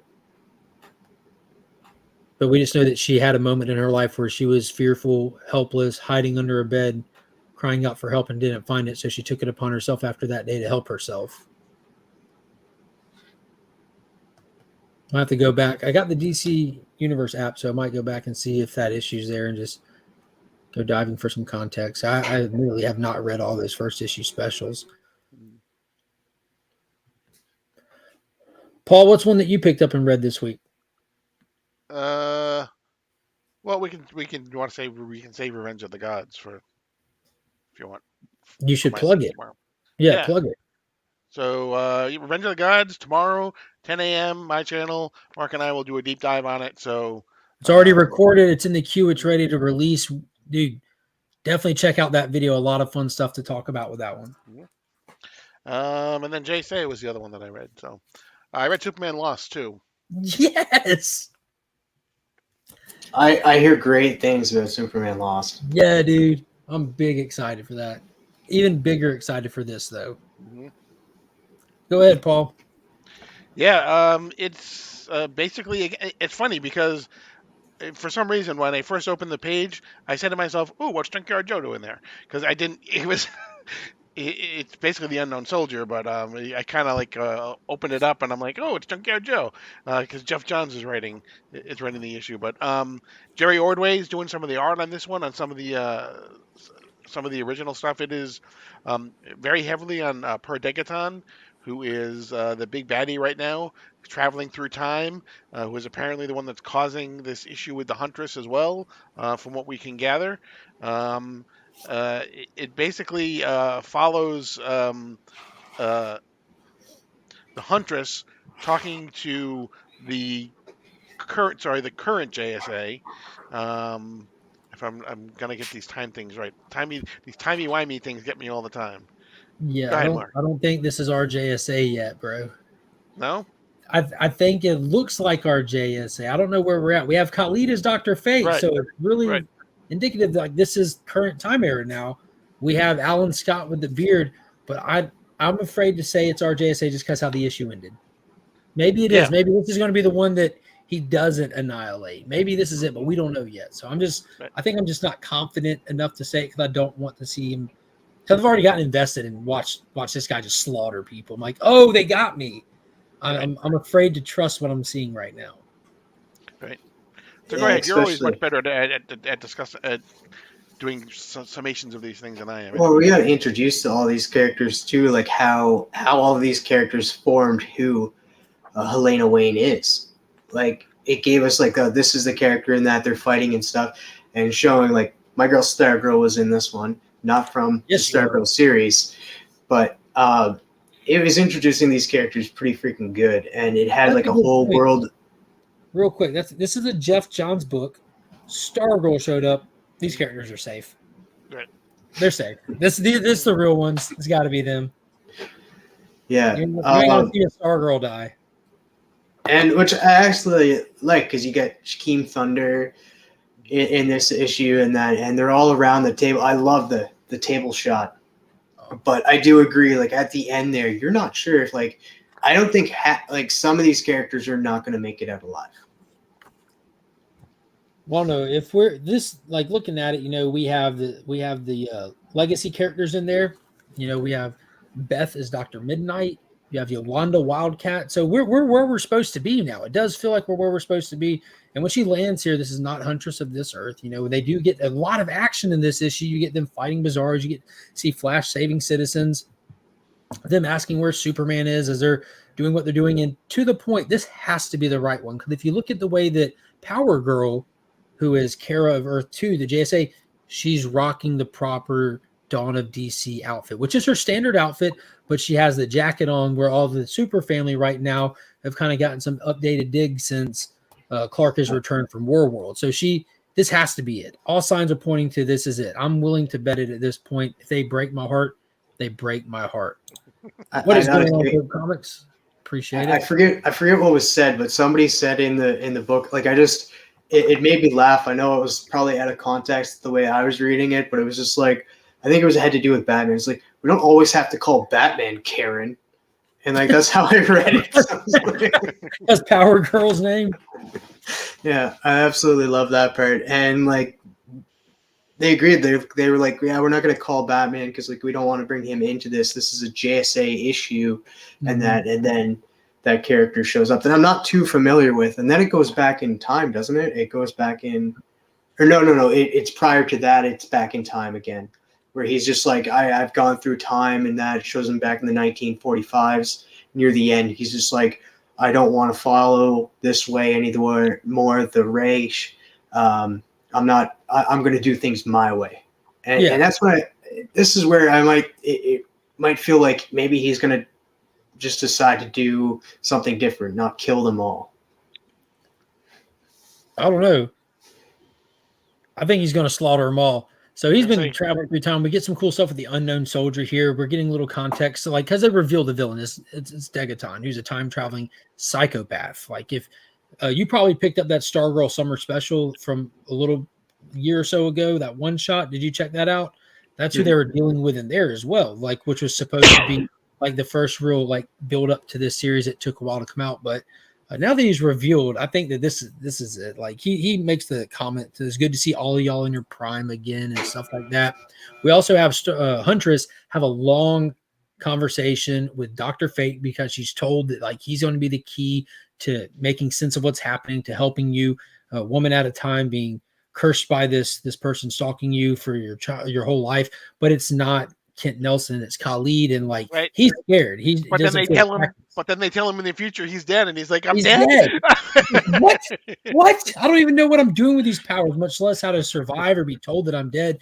We have Detective Chimp being handed the snow globe and explained how she got there, what was going on, how she's running from him. Her mother died of her escaping, and she just threw me this snow globe, and I don't know what it is. And for those that don't know what the snow globe is, it's Dr. Manhattan's snow globe that Janie gave him that's holding all the tachyon energy that's allowing for this multiversal time travel stuff to occur. That's why the Time Masters are involved with the Stargirl series. That's why this all kicked off in the pages of Flashpoint Beyond, where Bruce Wayne stole that out of the Time Masters vault to rebuild the Flashpoint world so that his dad, Thomas Wayne from that universe, who he's met, worked with, fought alongside, fought against, can actually still live.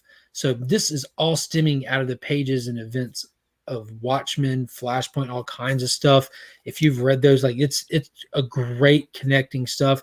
And Stargirl, in that last issue of Stargirl, they really did the exposition dump of drawing the lines across it that really matter for context and stuff. Because there's like 3 things you need to read to be completely in the know with this stuff, and that's this JSA book, Stargirl: The Lost Children, and that one shot New Golden Age that came out to kick it all off. You grab those, you get enough context and everything to really be participating at full steam. I mean, without having to go back and read the other Jeff Johns specific projects he's really sourcing from. But man, the artwork in this is great. The action was good.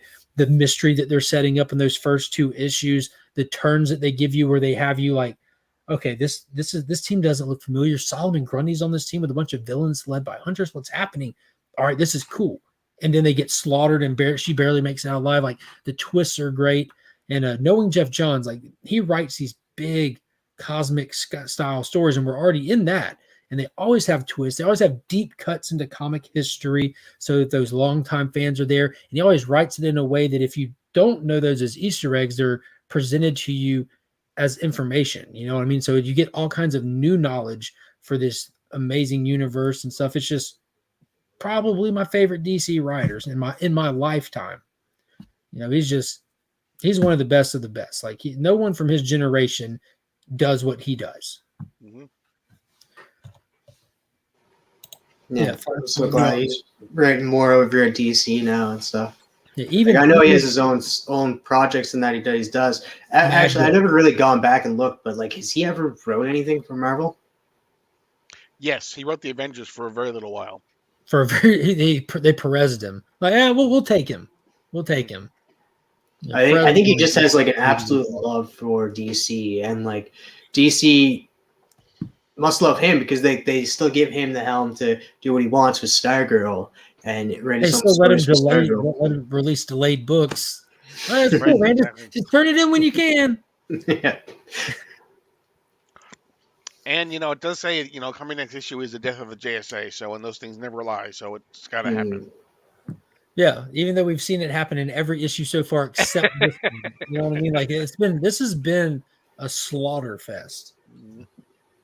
Yeah, dude, such a great book. Such a great book. I'm just so excited to have JSA stuff again because Jeff Johns' JSA run is in like the top 5 favorite runs of comics. Which ironically, another one that I always talk about is Earth 2 from Tom Taylor, which is simply JSA during the New 52. Something about the characters. I just like them. He revitalized Green Lantern for me. So, which one?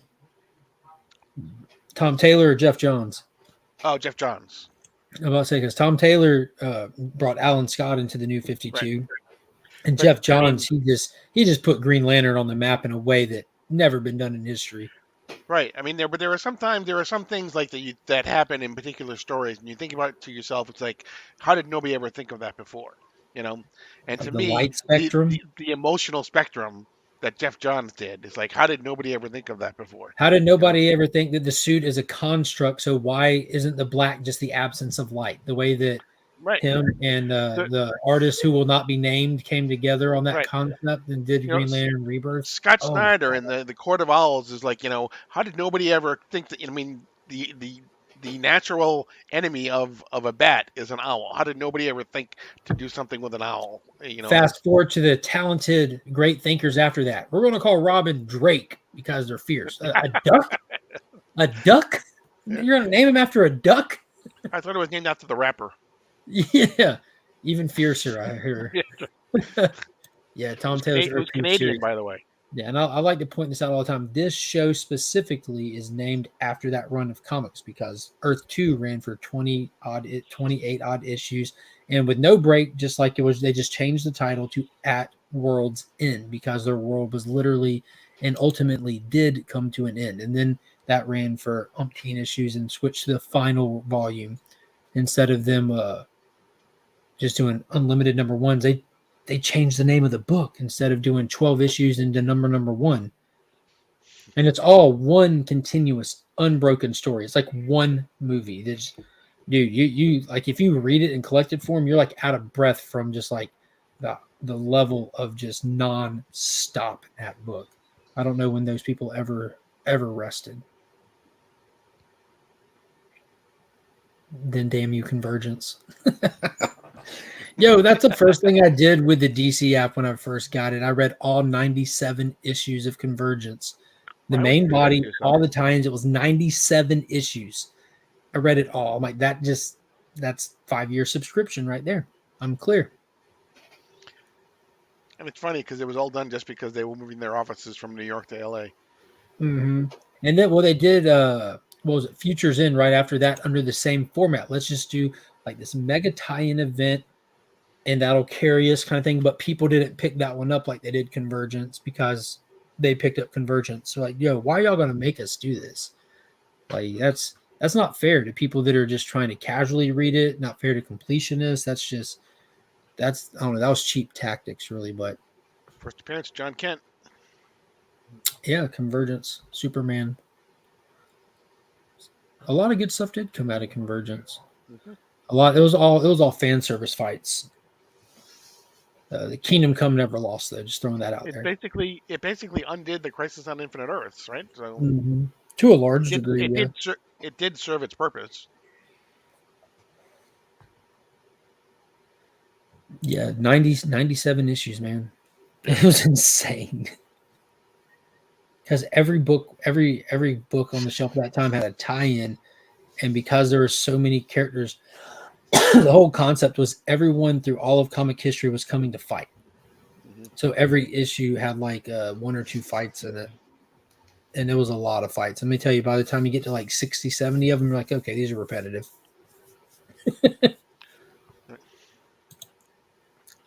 Yeah, there was some fun stuff in there. Really fun stuff. All right, next one. Big excited. Big excited. And I got the mail in that's down here. The Big Time Collectibles exclusive for it as well. It's sitting right here down here. I haven't opened it yet. Superman Lost by Christopher Priest. Brand new Superman title. Once again, 2022 already did it, but we're doing it again in 23. It is the year of the House of L. We've got action. We've got Superman at a new #1. We've got the Adventures of Superman John Kent that just had a #1. Superman Lost #1 just dropped. We have the new Superboy Round Robin miniseries coming, and they just announced Steelworks that we talked about last week. They're expanding this guy big time, but this one, if you just want a standalone maxi series, 12 issues right here, premise behind it is Superman goes to do something. He's back in just a few short hours to everyone here on Earth, but for him, it was 20 years. And the way that synopsis had me curious what happened, and that's what the book's going to dive into, is this cosmic odyssey that he went on in space. And how he gets there is really interesting, and that's what this first issue really dives into. TM, Correct. did you read this one? I did not read this one. This was one of the ones that I was going to pass on for the Superman stories. I was going to but after I hear people like, even, do you guys know who Q is from the Impractical Jokers? Absolutely. Brian Quinn. Yeah, he absolutely loved this book. Yeah. And I hear nothing but great things from everybody else about this book. So now I think when it drops on the DC Infinite app, I think I'm going to read it. Watch as me and Paul convince you that's a good idea. Paul, what did you think? I loved it. It was kind of spooky at some points. It was yes, that's the word. Yeah, it was science fiction at some points. When he dealt with basically the black hole or whatever you want to call that particular the singularity event happening under the ocean. Yeah. There's a great mystery as to obviously, where did those 20 years, what happened in those 20 years that'll be explored coming forward. So it has everything in our first issue that to me make you want to come back for further issues. Yeah.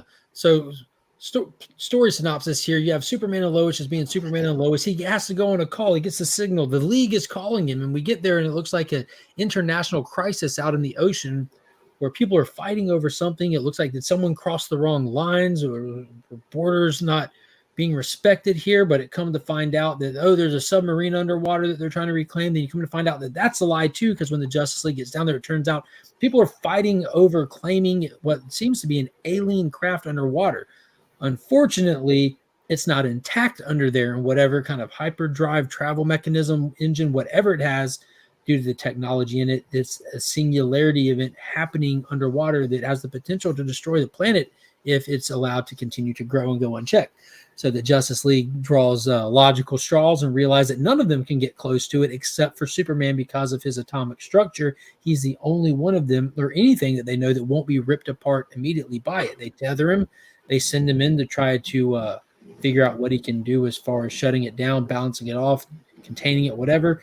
And he gets sucked in. And cut to back at home, Lois is cleaning up the kitchen where they had dinner. She was getting ready for bed, turning the lights out, and she turns around and dude's just standing there in the middle of the apartment, just standing there staring out the window. Oh, hey, honey, how's it going? Doesn't say anything, doesn't respond, doesn't even move. And she just talks casually, walking back and forth, straightening up. Then it dawns on her, this Joker ain't said nothing and he ain't moved. And it's dark and it's spooky. You get the sense, like, you feel it. You're like, bro, what's up with you? Like, and because of the way that their interaction went earlier, you really feel how eerie and how out of place this moment is. And you feel it. You feel your skin crawl. You're like, yo, what's going on with him? And she tries to get his attention. She hears a door knock. And she opens the door, and Bruce Wayne's there to console her for her loss. But yet there's Superman standing right there, and she doesn't even know what's going on. And then she wants the story. And Bruce doesn't know what's going on. They talk about how they lost him in there, and he wants to know what's going on. And that's where we find out that he's been gone for 20 years. And they're going to get into where he was moving forward in issue 2. But, dude, the moment that feeling, like he said, that spookiness, it was like, dude, it has you hooked. Like, I want to know. And the way that the whole event in the water, the way that the League operated together, the way that all the different characters had their own agency and communicated with each other and assessed the situation. It was so fast-paced, but it was so precise and detailed. Christopher Priest went above and beyond with the exposition and the studying before he got into this book. It felt a lot like that Aquaman Andromeda that Ram V did, like with that sci-fi, spooky, highly detailed. It felt realistic, even though we're dealing with sci-fi stuff. It was good, really good. Yeah, the only thing too is, I mean, it's one thing to be gone for 20 years, but it's obvious that what has happened to him in those 20 years to him has somehow traumatized him, because he Yes. can really even barely speak when he's back. So, it'll be interesting. Obviously, that's the whole mystery, is what happened to him in those 20 years. But yeah, it was great. So, it's a 10-issue miniseries. So I can't wait for the next issue. And here's that shot where he's just back all of a sudden, and she's just kind of going around doing her thing, and he's just not moving in the refrigerator, out the refrigerator. Then she just peeks back. She just looks back out like, wait a minute, dude ain't moving. Like, it was wicked. And she just walks around him, not even responding. He's just looking at the city, like, can't believe that he's home. Like, something really shook him up.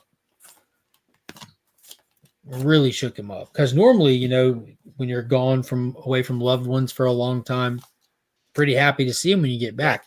Mhm. If they're the right loved ones, of course. But he couldn't. We all know that Lois Lane is the right one. She is, in fact, the right one. It's the last thing Unless he you're says threatening whenever- her, then she was whenever the he wrong dies. one. It's the last thing he says whenever he dies. Lois Lane. Oh, it's always the same. Dude, that was wicked. That was so wicked. Yeah. I only have one more book that I was able to read this week. Paul, you got anything else on your No, stack? that's it for me. Other than, like I said, we can save that for my channel tomorrow. So Mark Millar's Nemesis Reloaded, issue 3. Absolutely insane. This book right here, Crazy Train. Wild. Are you picking this one up, Paul? I did. I must have missed it last week. I've been getting it actually in the comic. I'll get it this week then when I go back, because I have the first 2 issues. I read them. Yeah, well, we're about to hit the 2-hour mark anyway. So, dude, I would love to talk this one with you next week. You kind of get a little idea of why what's happening in this one. And it ties back to what they gave us with his origin in that second issue, Right. with how his parents died in front of him. Though it's not your typical origin, parents died, become hero. No, his parents were psychopathic, drug addicted, terrible people that were put down by the cops after they went on a killing spree. But to them, they were just junkies and murderers. To him, they were my world. So he looks like he's on a revenge quest, 20 years in the making. What is going on, Nicholas? But yeah, that I will get into more of that hopefully next week. Get your take on that. Jorge Jimenez, his artwork has never looked better than in this book for me. It just kind of like let loose in this book. I don't know if there's just, I don't know. I think he just plays better for this than he does with Batman. I know a lot of people love him on Batman. I think it's good. I think it's good for sure. But there's just something different about it. I don't know if it's just the pacing of this book, the level of action, and all the kinetic energy that is taking place, that it just lends heavily to his art. But it is noticeable. Like, God. Like, you feel the hits. And he is relentless. This dude is savage. Unforgiving. Highly recommend. Welcome back, TM. I wasn't gone for long. No, I still missed you. You by any chance check out that Nemesis Reloaded? No, I think I'm gonna go back and read it though, because like I hear you saying good things about it. I think Roscoe even read it too, and he enjoyed it. And there's a few other people, I forget who, but they've said that they've been enjoying Nemesis, and it's so another book to go back to. Super green, yeah, super green. But that's all I really got for tonight. Y'all got anything y'all want to touch on? I think that's it for me. TM, tomorrow's Monday. What you got going on, player?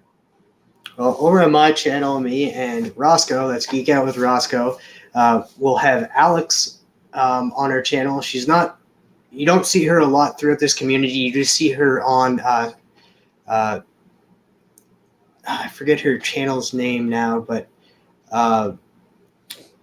it's this Tori girl throughout this. It's not Smiley Tori, it's a different Tori. And she's usually on that. She's a huge fan of comics, loves her comics and that. She'll be over on our channel for Between the Lines, and the theme is badass women. So if you guys can draw, if you want to have fun and draw while you're in the chat, or if you want to ask her some questions about what she loves, because she loves drawing, she loves DC. DC is one of her favorites, and she's caught up to a lot of the comics that are coming out now. So I'm going to be asking her a lot of those questions, but of course, highlighting the people in the chat, and feel free to ask questions as well. So I look forward to everybody joining us tomorrow at 8:35 p.m. Eastern over on my channel, TM Nerdy. Let's see what Nicholas says. So I'm having a first for me, Tulsa comic book swap at the Glenpool Conference Center. Free admission. $45 to set up, $45 to sponsor the event on a shirt.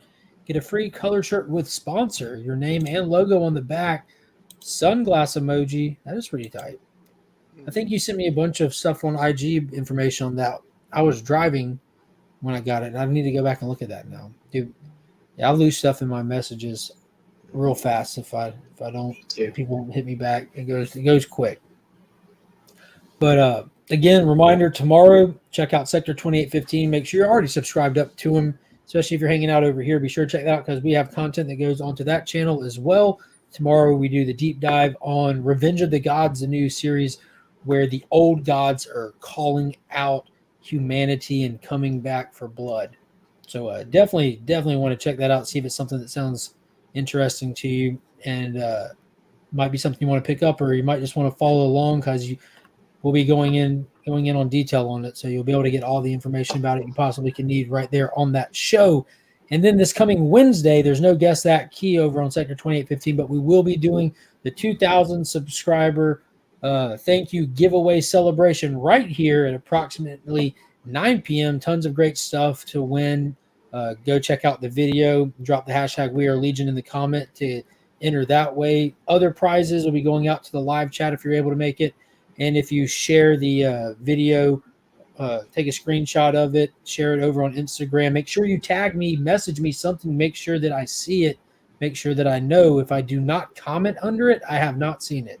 I made sure to comment We Are Legion under every single one I've seen and add your name to the list. So do that for a whole separate giveaway. So tons of different ways to win. That way the odds are ever in your favor. What is going on, Hoarders Hide? That's going to wrap it up for tonight. I appreciate everybody coming. And until next time, as always, I'm Mark, but we are Legion.